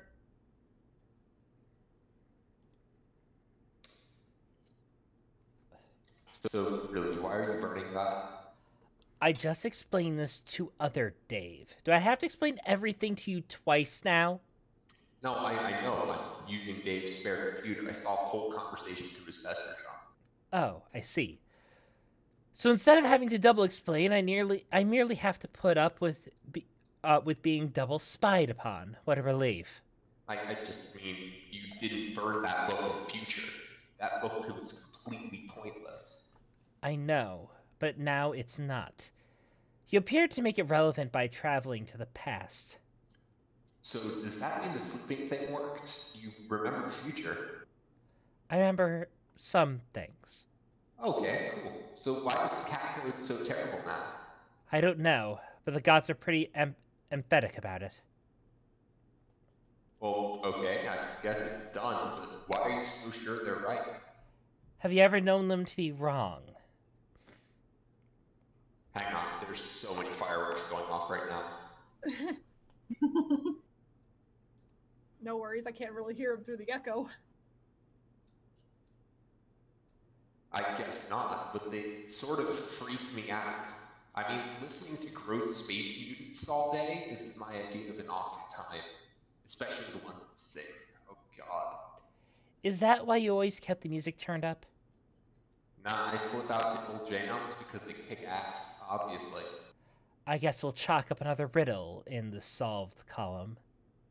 Yeah, case the fuck closed. Are you talking to future me? Yes. Okay, I'm out of the loop again. Between you taking orders from Dream Beast and Bird Wing me with, like, future secrets, I'm doing some sort of spectacular fucking jackknife off the loop and getting a wink and a nod from Barack Obama. I'm coming upstairs. Okay. Blink, blink, blink. Arrow! Chill with Dob, Sprite. So it was pretty funny how I made a copy of Rose's evil book right before she burned it, and now she doesn't know about it. I know. It's crazy what kind of foresight this guy has. I'm telling you, coincidences like that are unreal. They don't even happen most of the time. The best thing about how I did that is how it will in no way ever come back to bite us in the ass, ever. Dude, our shit is safe. So safe. Gonna sleep pretty sound tonight with that big fucking payload of safety you just got dropped on us. Gonna be all hugging my pillow and shit, grinning like a goddamn bear full of honey. Safer than some Flintstones vitamins in the bottle. Keep twisting. You keep forgetting to turn your echo off. Oh, I pressed the wrong button. Fuck. Safer than some Flintstones vitamins in a bottle. Keep twisting, Junior. All you get is clicks. Asshole thinks it's candy. Doesn't even know he just stepped on a security break and got a face full of fucking safety. Yeah. Anyway, guess I'll go back down and burn that book. Alright. Arrow! Whoops. Dav, go back in time and stop the thief. Looks like you already tried that. Whoever took those books was a pretty cold-blooded dude. You figure you'll cool it on the time travel for a while. Don't want to see the Dave corpses start to pile up, especially if one of them winds up being you. Dear God! Yeah. Throw yourself out the window! You ditch the body before Jade sees it. That would probably freak her out. Press a button on the control panel. You push one of the nearby buttons. It activates the upper right monitor. The view is locked onto a particular location on Earth at a particular date and time. Whoever was in the lab appears to have recently calibrated this device. Examine monitor. The monitor displays a town on the west coast of the United States. It appears to be your old neighborhood, but there's a factory there you do not recognize. The date is December 1st, 1995, a few months before you were born. Oh God, he's younger than I am! He's older than me! Slightly younger than I am. I'm a ancient walrus. Zoom in. Oh. An old woman is escorted by her son on a lovely day. A target has been locked over the gentleman's mother. Arrow. A meteor overhead looms unnoted. Arrow. Betty Crocker! They witness the destruction of the facility, collateral damage to a corporation owned by a renowned billionaire explorer. A mystery begins. Press the blue button. Arrow. Button push.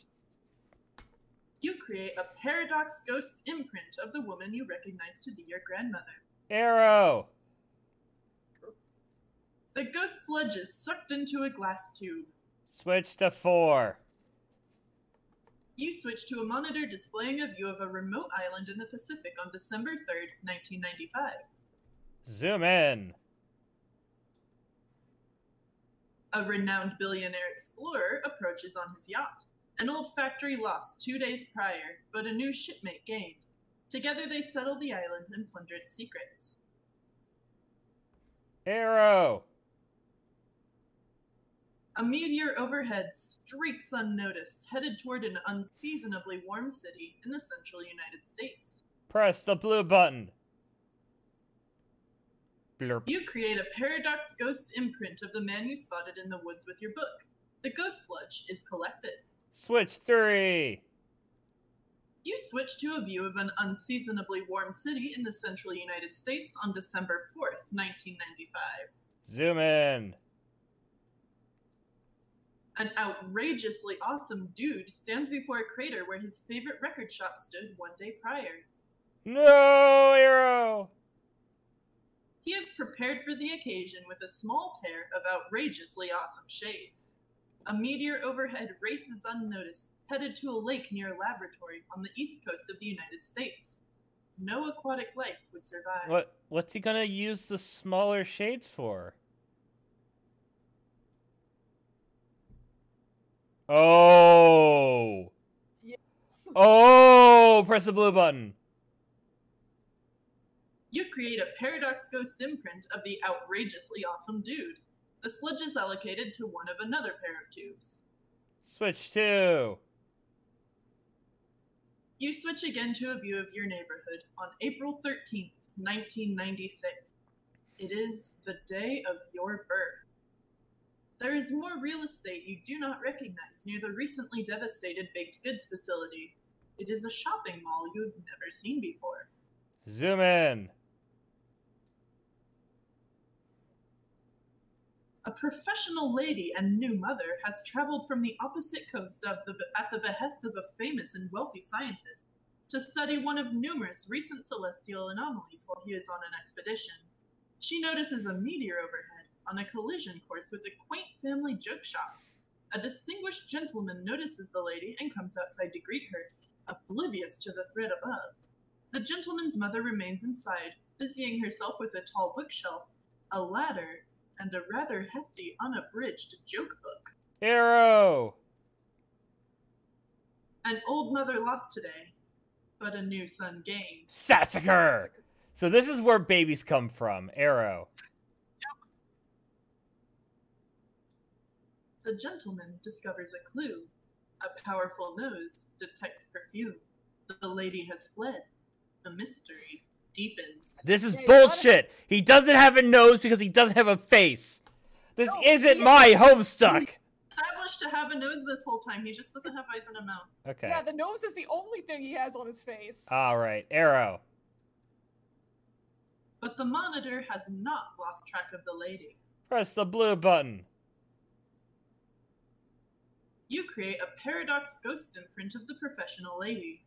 The sludge fills the final tube. Once all the tubes are filled, an automated sequence begins to execute.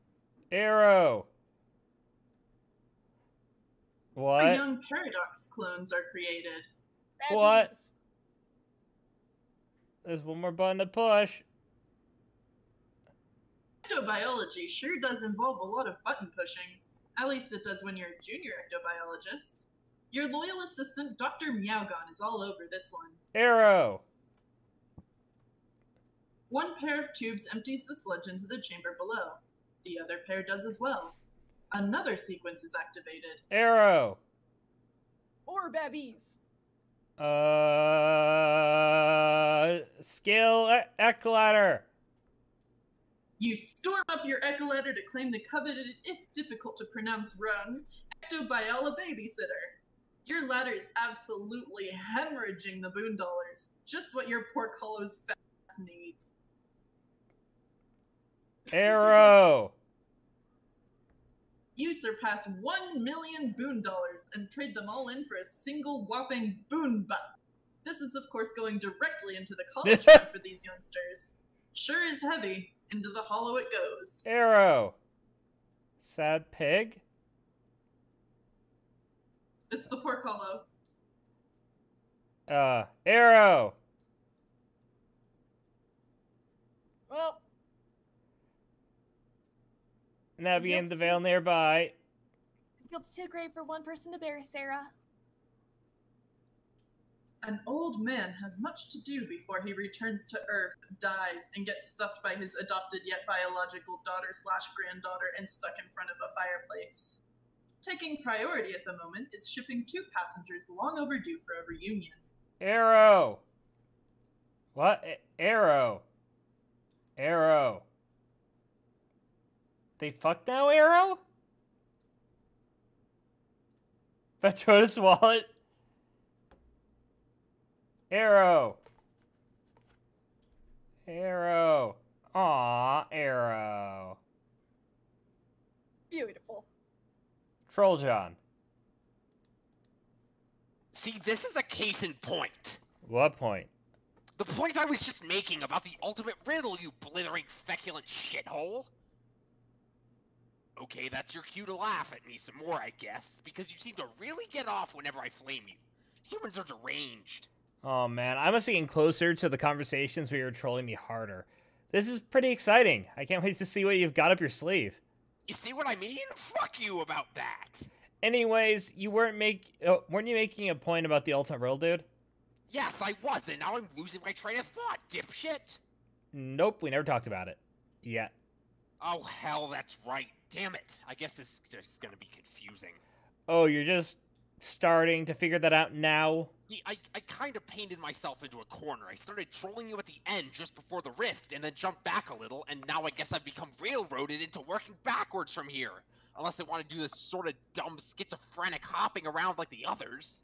Oh my god, I know. You've already told me like 1,000,000 times. I have? Wow, I can't wait for all these amazing conversations to take place. It's gonna be like that human vacation with the giant red chimney asshole up in here. You know, the one where a bunch of moany nooksuckers sing in a little pine tree, I think. Man, I've gotta say, I'm a little disappointed by this masterful trolling you were bragging about. I was bragging? Why would I bother with that sort of pedantic human horseshit? Maybe you should consider that I was bragging to get your hopes up in the future, only to let you down and thus troll you masterfully in that respect. Maybe, but that would be pretty weak too. Your brittle human calcium-based skull is what's weak, and if you and I were in the proximity of a blunt instrument, I wouldn't have much trouble proving it. Whatever. So, what was the case in point you're making anyway? I was scrolling back and noticed you were in the Veil. Whoa, I am? Yeah, dum-dum, you're tumbling around on a big goddamn meteor, and you just created younger versions of yourselves and your guardians, probably mucking around with that thing like a doofus. Wait, these are baby versions of us? So clueless! What do you think you were doing there anyway? Well, I saw footage of my Nana and some other people who I am pretty sure were like Jade's grandpa and Rose's mom and stuff from a long time ago, and then there were these little clones guys skirting around, so they were like clone copies of us? No, they're literally you and your guardians, Paradox clones. Huh? Well, what do you mean they're literally us? Do they go back in time? Yeah, obviously. Great, I guess, brain hero. But technically they aren't even sent back in time because with respect to the medium, your universe's timeline is meaningless. Seriously, why would it give a crap about Earth's past or future or whatever if from its perspective it's just a bunch of points to choose from, just like your chronology from our perspective? But I guess that's just a bunch of semantics. With respect to your personal chronology, yeah, they go back in time. A paradox clone is by definition a correctly cloned duplicate that will inevitably go back in time and become the original target that was cloned. If it's a malformed clone, it's just a meaningless mutant that has no bearing on the stable loop continuum. I don't see any tentacles or extra eyeballs or warped bone bulges, so those gross little things there are all you guys. Waiting to go to Earth and grow up and become the insipid bunch of grub-fisted douchebags you all are now. And this was the point I was trying to make about the ultimate riddle. What is a riddle anyway? Maybe I can guess. I'm good with riddles.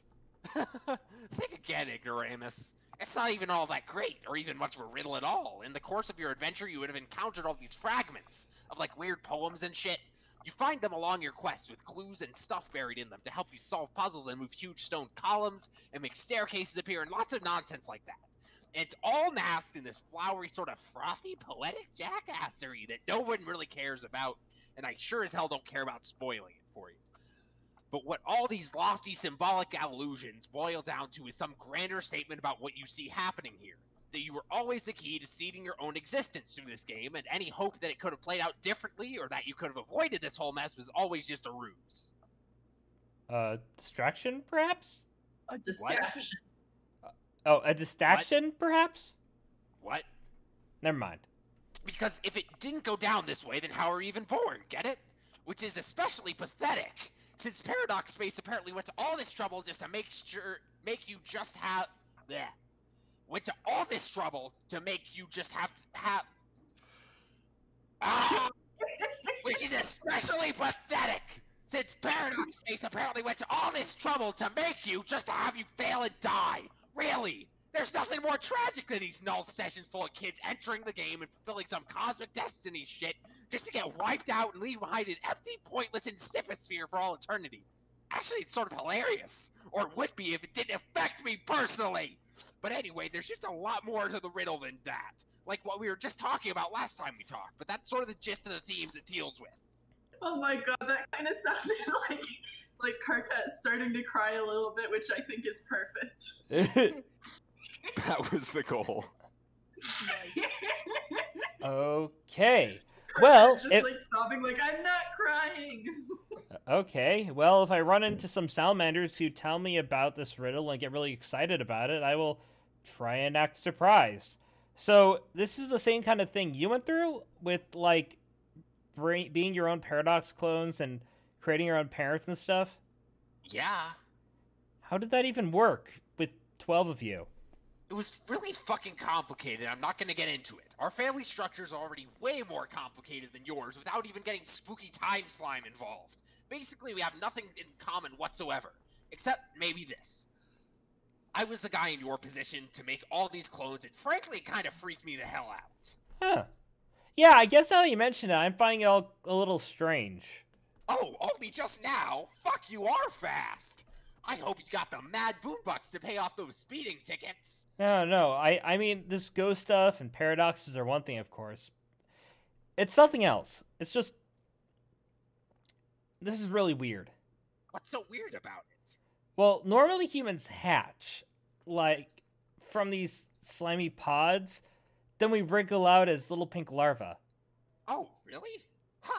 Maybe we have more in common than I thought. Maybe those really are mutant clones and they aren't going back to seed your planet? Sure? Hell, I'm confused now. Not that I give a shit about you and your pointless awful lives. Hey, I have an idea. Why don't you go back to me in why don't you get back to me in a few minutes? I mean, like, a few minutes of my time, not yours. All these little pink monkeys are getting way out of line, and I have to tend to them. If you message me in a couple minutes, we can continue conversing in a sane and linear fashion for a change. Okay. And then after that, you can keep going backwards, and then make fun of me for riding my little red rocket. You can tell me I look like a silly little pink. You can tell me I look like a silly little paradox clone fresh out of my slime tube, and this is all just a big nursey time recess jamboree. That burned me good. Okay, that is pretty good, but I can't use it because you said it.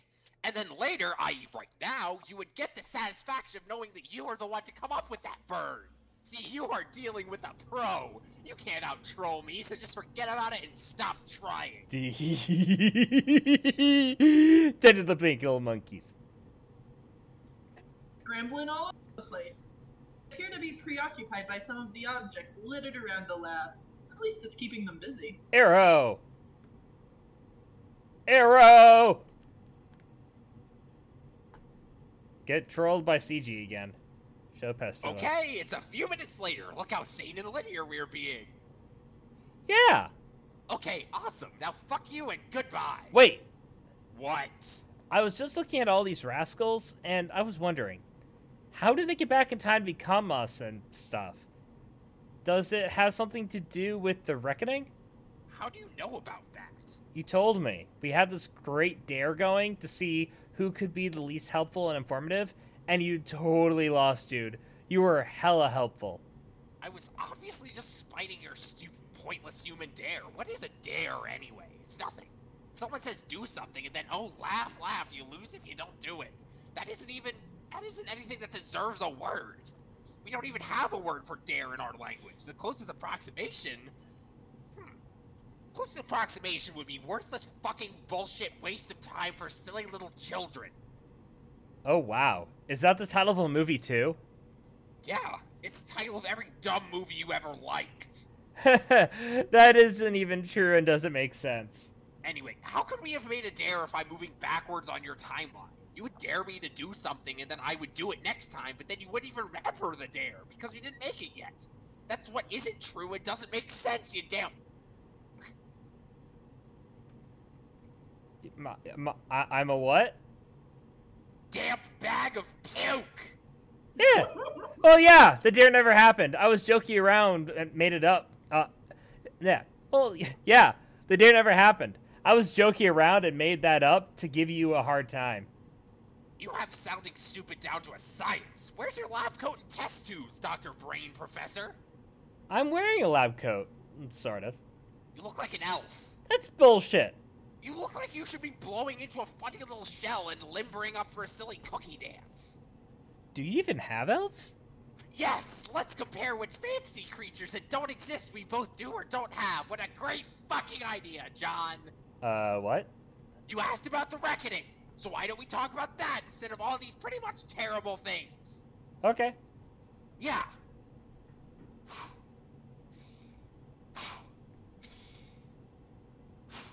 The Reckoning. So when the reckoning starts happening, all these paradox clones get shipped off to meteors, flung through sky and defense portals, and sent back to Earth. End of story, I guess. Bye. Wait, so that means we're all sort of like Superman?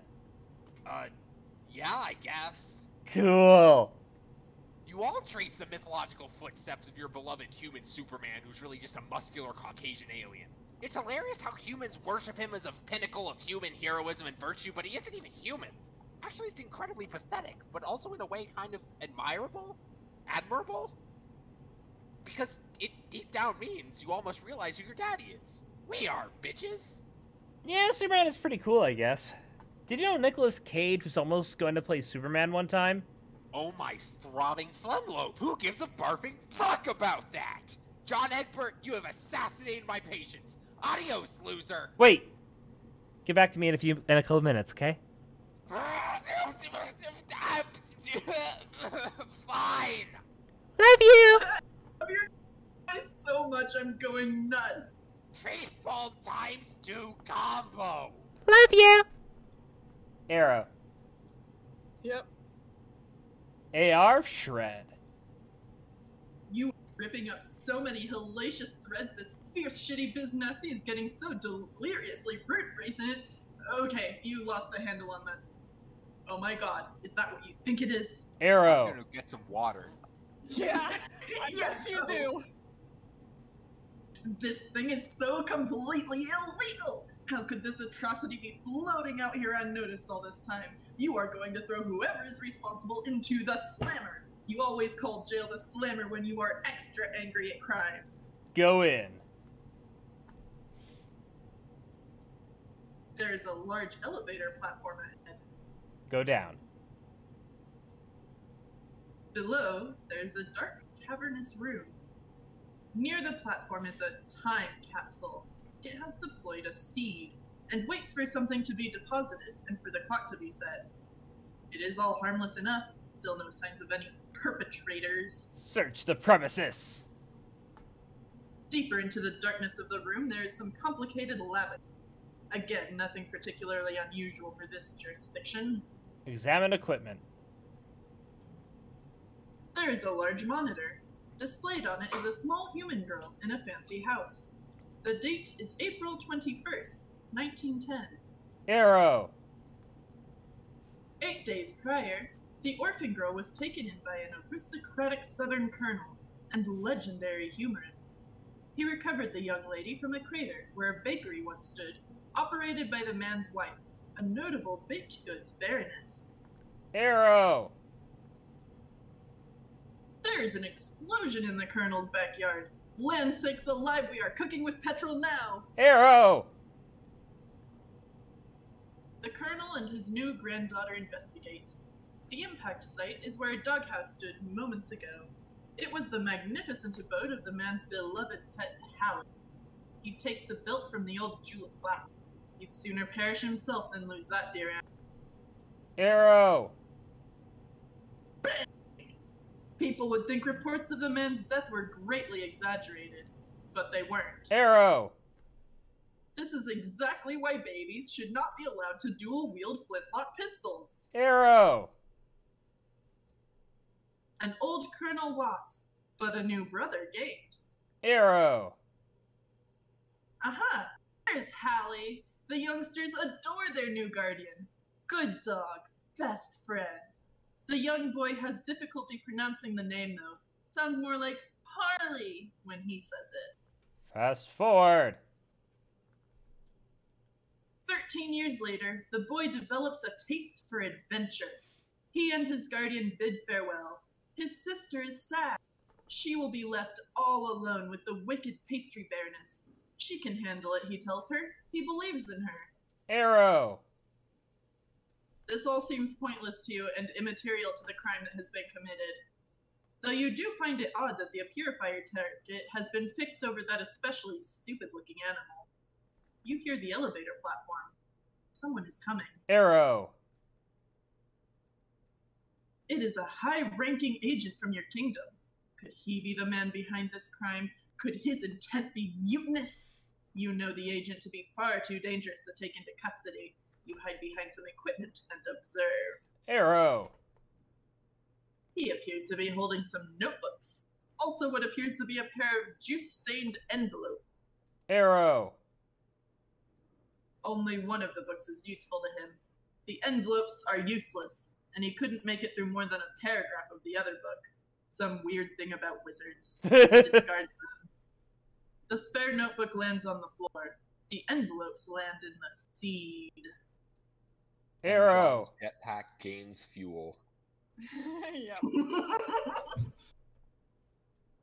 The time capsule stores the seed, and on account of some default setting, it is programmed to bloom several 100 million years from now. The capsule then readies a new seed. Arrow. The agent approaches another device near the large monitor. Get trolled by CG in a sane and linear manner. Okay, I got back to you. Are you happy? Sure, I guess. You don't even know it yet, but you are about to start passing out bunnies like they're cheap cigars. It's gonna be an embarrassing display. What are you talking about? Yeah, exactly, numbskull. Let's just have our chat that it can naturally occur to you to be an idiot in the due course of time. Okay. I was sort of mulling it over while looking at these babies with guns and sitting on ponies and things, and how the reckoning takes them back, and how you said a reckoning starts sooner. Yeah. Are you sure it has to start so soon? Can we delay it? It starts in a few minutes, stupid. See that countdown clock over there? You aren't delaying anything. Oh, dang. I guess I better get off this meteor then. Well, I mean, it doesn't happen all at once. First some smaller meteors go, then bigger ones, spread out over like 24 hours or so. It's supposed to be like go time when it starts. Like it's time to hurry up and stop fucking around and kill the boss, get it? The rock you're on doesn't blast off right away. Too bad, because it would have spared you from making a fool of yourself in a couple minutes, and more importantly, spared me from having to watch. Okay, well, you keep saying how doomed we are and how all this bad stuff happens sooner, but you never say why. What happens in our game that's different from yours that makes things go so badly? Jack Noir. Arrow. Who is Jack Noir? An agent of Durst. He flipped out and rose to power. He killed your Black Queen and King, and now he's in charge. So you didn't have him in your game? No, we did, but he was harmless. Actually, he was an ally, sort of. He settled a grudge against the Queen by helping us dethrone and exile her. And then he wound up exiled himself and sort of kept helping us through a command terminal on an old planet. He's kind of a huge asshole, though. But because he took the Queen out of the picture, when we got to Skya, we only had one monarch to deal with instead of two. Of course, that was a giant, nasty, 12 times prototype Black King that took forever to kill, just barely in time before the biggest meteors came, but still. I see. So after he got exiled and all that, he came here into our game and caused all the trouble? No, God! Egbert, you are thicker than that hideous joke book you waddle around with. Try to think more abstractly. Think about video games. What's an Earth game you like to play? Name one. Crash Bandicoot? Okay, I don't know what that is, but I have a feeling it's a really lame example, but that's fine. It's not the point. So let's say you play your Bandicoot and I play my Bandicoot. They are essentially the same Bandicoot, same appearance and design and behaviors, but they are still completely separate Bandicoots on separate screens. So we both have our own ass Bandicoots to ourselves, the same but different. Our Jacks are the same but different too. Same guy, different circumstances and outcomes. Our Jack trumped the Queen but got no further. Your Jack got the best of both of them, and is now something higher than a Queen or a King. Like an ace? Sure, okay. Okay, I think I get it. But how did he do that? What was the difference about what we did versus what you did? Frankly, I have no idea what the original thing that tipped the scale was. It is under investigation, but it doesn't really matter. The worst is yet to come for you. Oh no. What's the worst thing? Already told you. damn it. Oh, hey, sorry, hold on. This little lady is bugging me about something. Yeah, you might as well get it over with and give her the lousy rabbit already. Oh! Oh, man, I just had the best idea. This is so perfect. A blonde mother and daughter together. This is totally perfect. Perfect for what? Flexing her formidable mental handicap like a fucking heavyweight for the next several minutes? Oh, wait, let me check. The answer's yes. It is like that scene in Con Air. I'll give her the bunny, like I'm Nick Cage, fresh out of the slammer. Fuck. Wish I had a filthy wife beater on. Oh well. Just, This is possibly like this is easily one of the funniest splashes in the entire comic. Prepare yourself. Alright, This reunite is my your favorite song in all of Homestuck. Alright, reunite with your loving wife and daughter.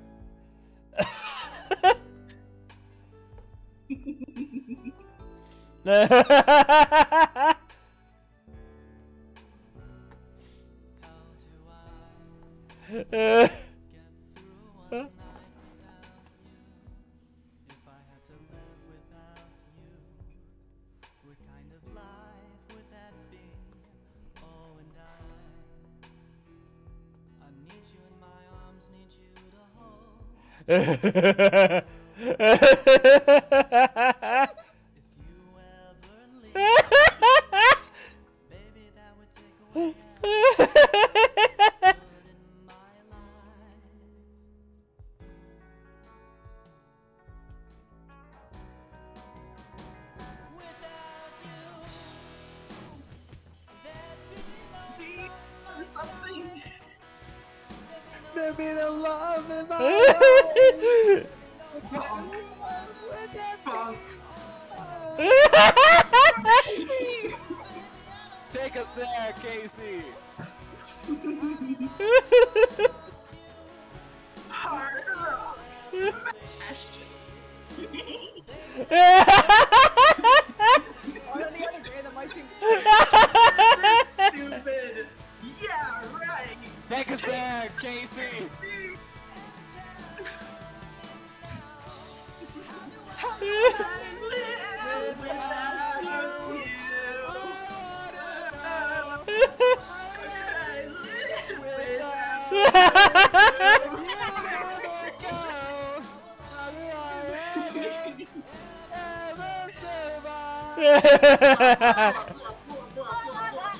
It's falling on guitar. Here comes the guitar solo.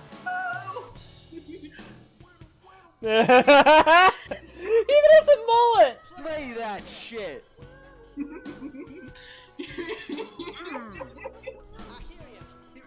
I hear you here in my heart. So good on those eardrums. Got that Telecaster twang. Twanging into my soul. Beautiful. Good soul. Casey, take us there. Oh yeah. Truly a work of art.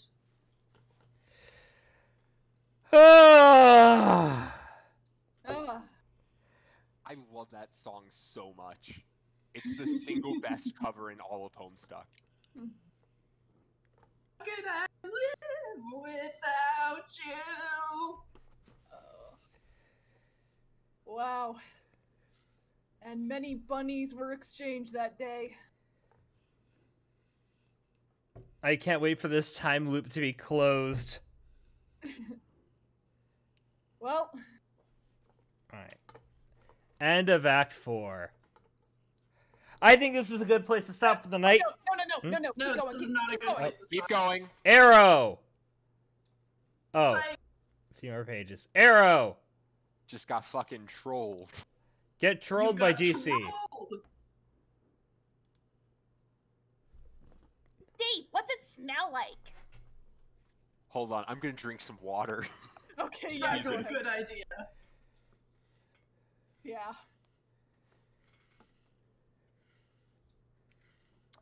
What? Your blood. Fuck off. Dave, give it a little taste for me. Tell me what human blood tastes like. I've been so curious. You're the annoying blind one, aren't you? Yeah. Dave told me about you. God, too many days. It's like this big asshole and cool guy party, but someone forgot to invite all the cool guys. Man, I'm telling you, burns like that are unreal. Where do you even get a burn that's that sick? I bet you can't wait to be a useless piece of shit all day and fall down all these burns. No, you messed that up. Dave, is this you? Pure Dave. My first Sony. Did you try to draw shades on his face and miss? What's even the point? He's already wearing shades. It's so perfect that is you. This is moronic. Dave, tell me what your blood smells like, or I'll make another one. And I know these hurt your feelings. I don't know what it smells like or tastes like, but I sure as hell know what it looks like. It's like a fucking symphony on my retinas. Shit is beautiful, like a little vermilion picnic on my hands. Every time I open up my eyes, I find poetry in even the simplest things. Just one of those little joys in life you take for granted. You know, this miraculous gift of vision. Dave, check it out. I figured it out. This has to be you. This is so Dave.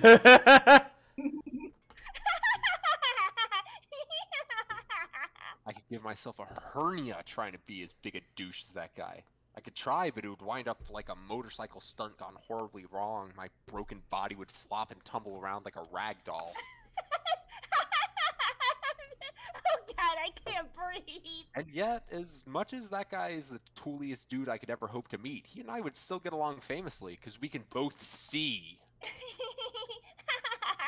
Him and me having a little sea party, like a couple of eagle-eyed bros peeping shit up into the wee hours. Dave, can I come to your sea party? I guess, but you'll have to be careful not to stumble around bumping into all the gorgeous masterpieces hanging around everywhere. God, so beautiful to look at with my perfect eyesight. Can I lick the paintings? Yeah, that's fine. Jade, get trolled by AT. The Dave and Terezi parts are so good. Yeah, I love those two together. Who's AT? You, the nervous guy. Adios, Torador. All right. Jade, hi. Is a robot nearby? Where you can type, because you are asleep. Oh, yes, it appears so. Okay, in that case, are you having a pleasant nap? I guess. I've been pretty busy up here. I've had to stay asleep for a long time because John is supposed to wake up soon, but he just won't wake up. I'm pretty sure I'm supposed to be the one to wake him, but I don't know what to do. Huh? Oh, sorry. I was looking to see if I was looking to see if I could see him be awake in the future, but I can't see in his dreams or anything. Oh, well, thanks for trying anyway. But you will wake up soon, it looks like, so maybe this means you have success. I hope so. What am I doing when I wake up? Oh goodness, there's so much going on, and there's a lot of trouble that you are in. Oh no! But what it comes down to is that you don't have much time anyway. This is your last day before you make the rift. And then I can't see what happens after that anymore, which is okay with me, because to be honest, seeing your whole big confusing future and past is kind of overwhelming. Yes, I know what you mean. It's complicated, and I don't even know what I should be accomplishing. I think using these gadgets and things and my timeline advantages to play pranks on you. That sounds like it would be fun. But you guys never even played pranks on me. You were always just kind of mean. Sorry, I think the idiotic thing about trolling is if you use it to troll people, I think you're just as likely to get trolled yourself, maybe even more badly, which I think is what is going on here, just between you and me. Well, I know I haven't trolled you guys. Or not yet. No, but you sort of are. My friend is going crazy. He wants to talk to you. He left you a message a long time ago on your timeline to talk to him when your robot blows up. Oh yeah, I totally forgot about that. Does it really blow up, or was that another trick? I don't know. I can't see it blow up in your future. Not on screen. I mean, there are a lot of explosions all the time anyway. Too many explosions. You can ask me in the future. Okay, I will ask. Okay, you said yes, it did blow up, and you talked to him, and then you said he was actually a pretty nice guy, which I thought was weird. Is he not a nice guy? Not really. Well, maybe he's just been through some tough times. Maybe we should give him the benefit of the doubt? For whatever it's worth, I think you're a pretty nice guy too. Okay. Thank you. Also, you seem to be the only one who ever thinks to talk to me while I'm asleep. Why is that? Oh, I guess that makes sense, because you have a robot to let you say things that happen on Prospect. And I'm curious, because the only time I ever had fun playing this game was when I was asleep. But now, all of our dream selves are dead. Oh no! Dream selves can die? Yeah. I never knew that, or even thought about it. But I guess it makes sense, though. Yeah, so enjoy your nap. Alas. Bye!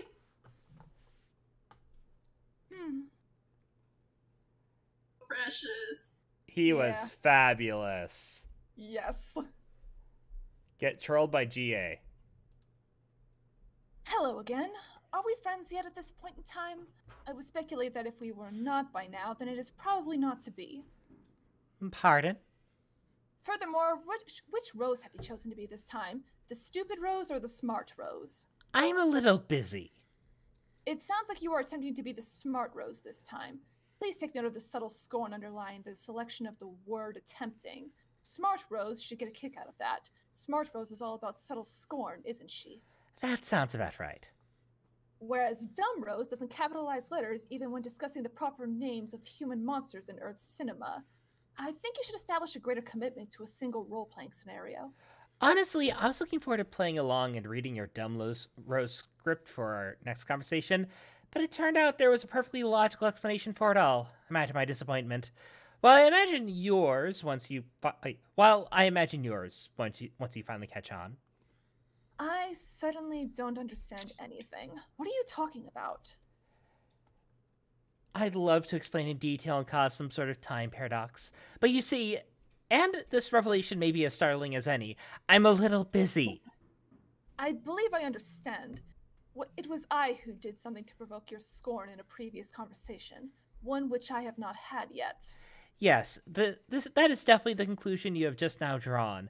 The only thing left to do is to write out the next several conversations while you maintain that understanding, and while I maintain the chilly facade you have grown to enjoy from Smart Rose, which should not be too difficult because, have I mentioned I'm busy? Goodbye. Fine. Dave, keep getting trolled by GC. Dave, I finally got it! Oh, hell. I finally figured it out once and for all. This is you. Dave and Bro forever.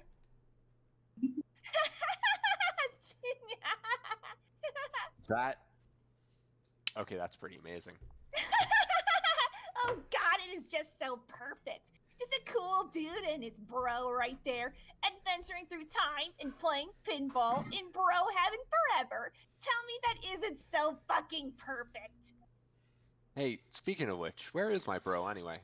Haven't seen him at all since I got here. Dave Sprite doesn't know. You can see everything that goes on, right? Or like smell it or whatever. How does that even work? How do you use a computer and know what's going on? It doesn't make sense. My face doesn't make sense. Dave, your face doesn't make... Damn it! But actually, your face does make sense. To my nose and my tongue. Ew.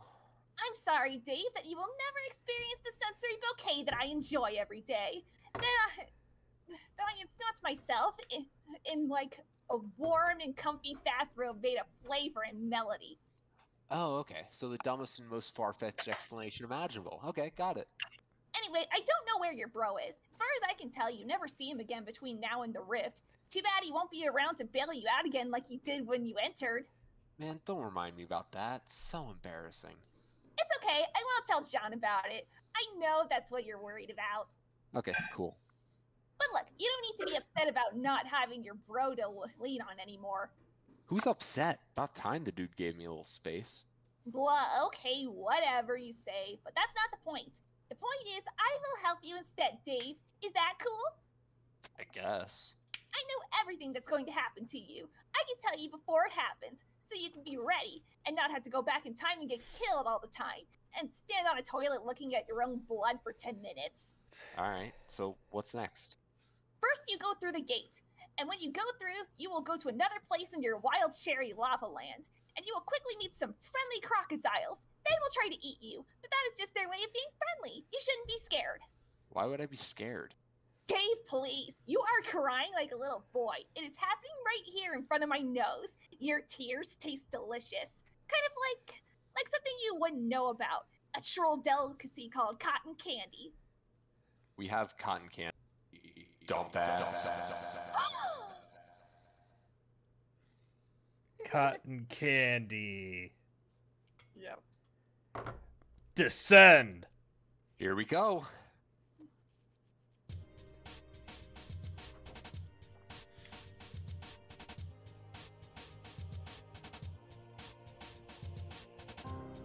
Song, and I love this flash. Go, back.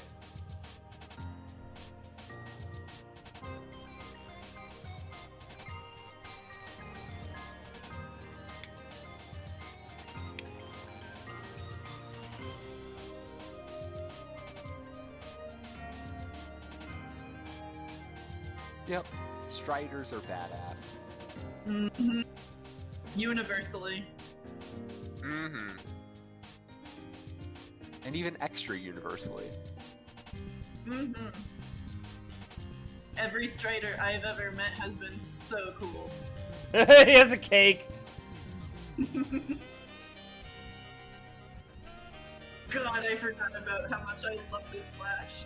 It's like not in the top 10 or anything, and I love all the Flashes, but this one just kicks Oh so much ass. noes! It's got two of my favorite musical parts.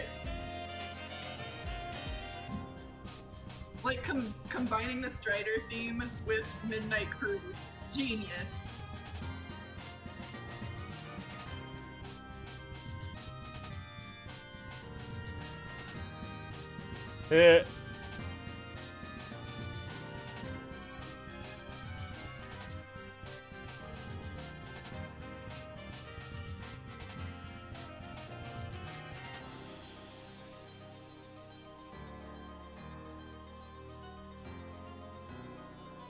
Oh, that's a problem.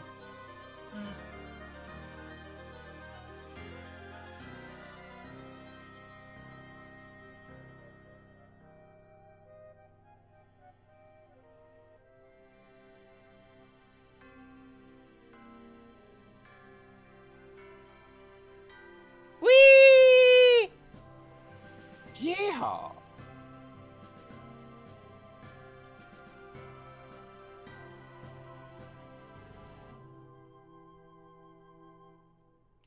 Oh noes.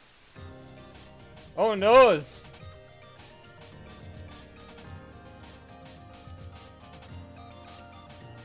Oh noes!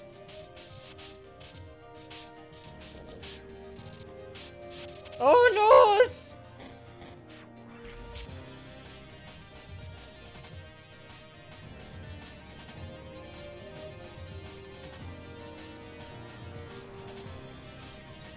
The fuck?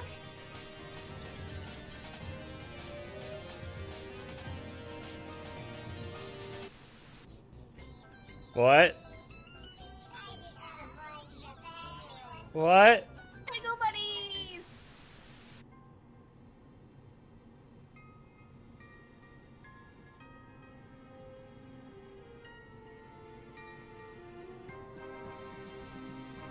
The moon of Prospect has been destroyed. Save him! Woo!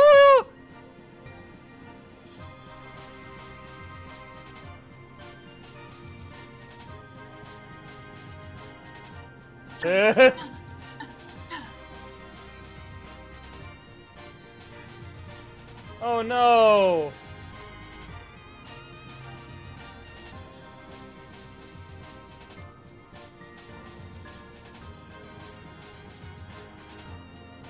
Of all the people to lose their dream self. Mm-hmm.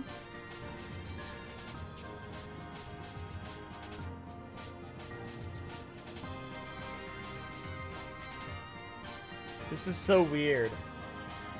Everyone is so fucking epic.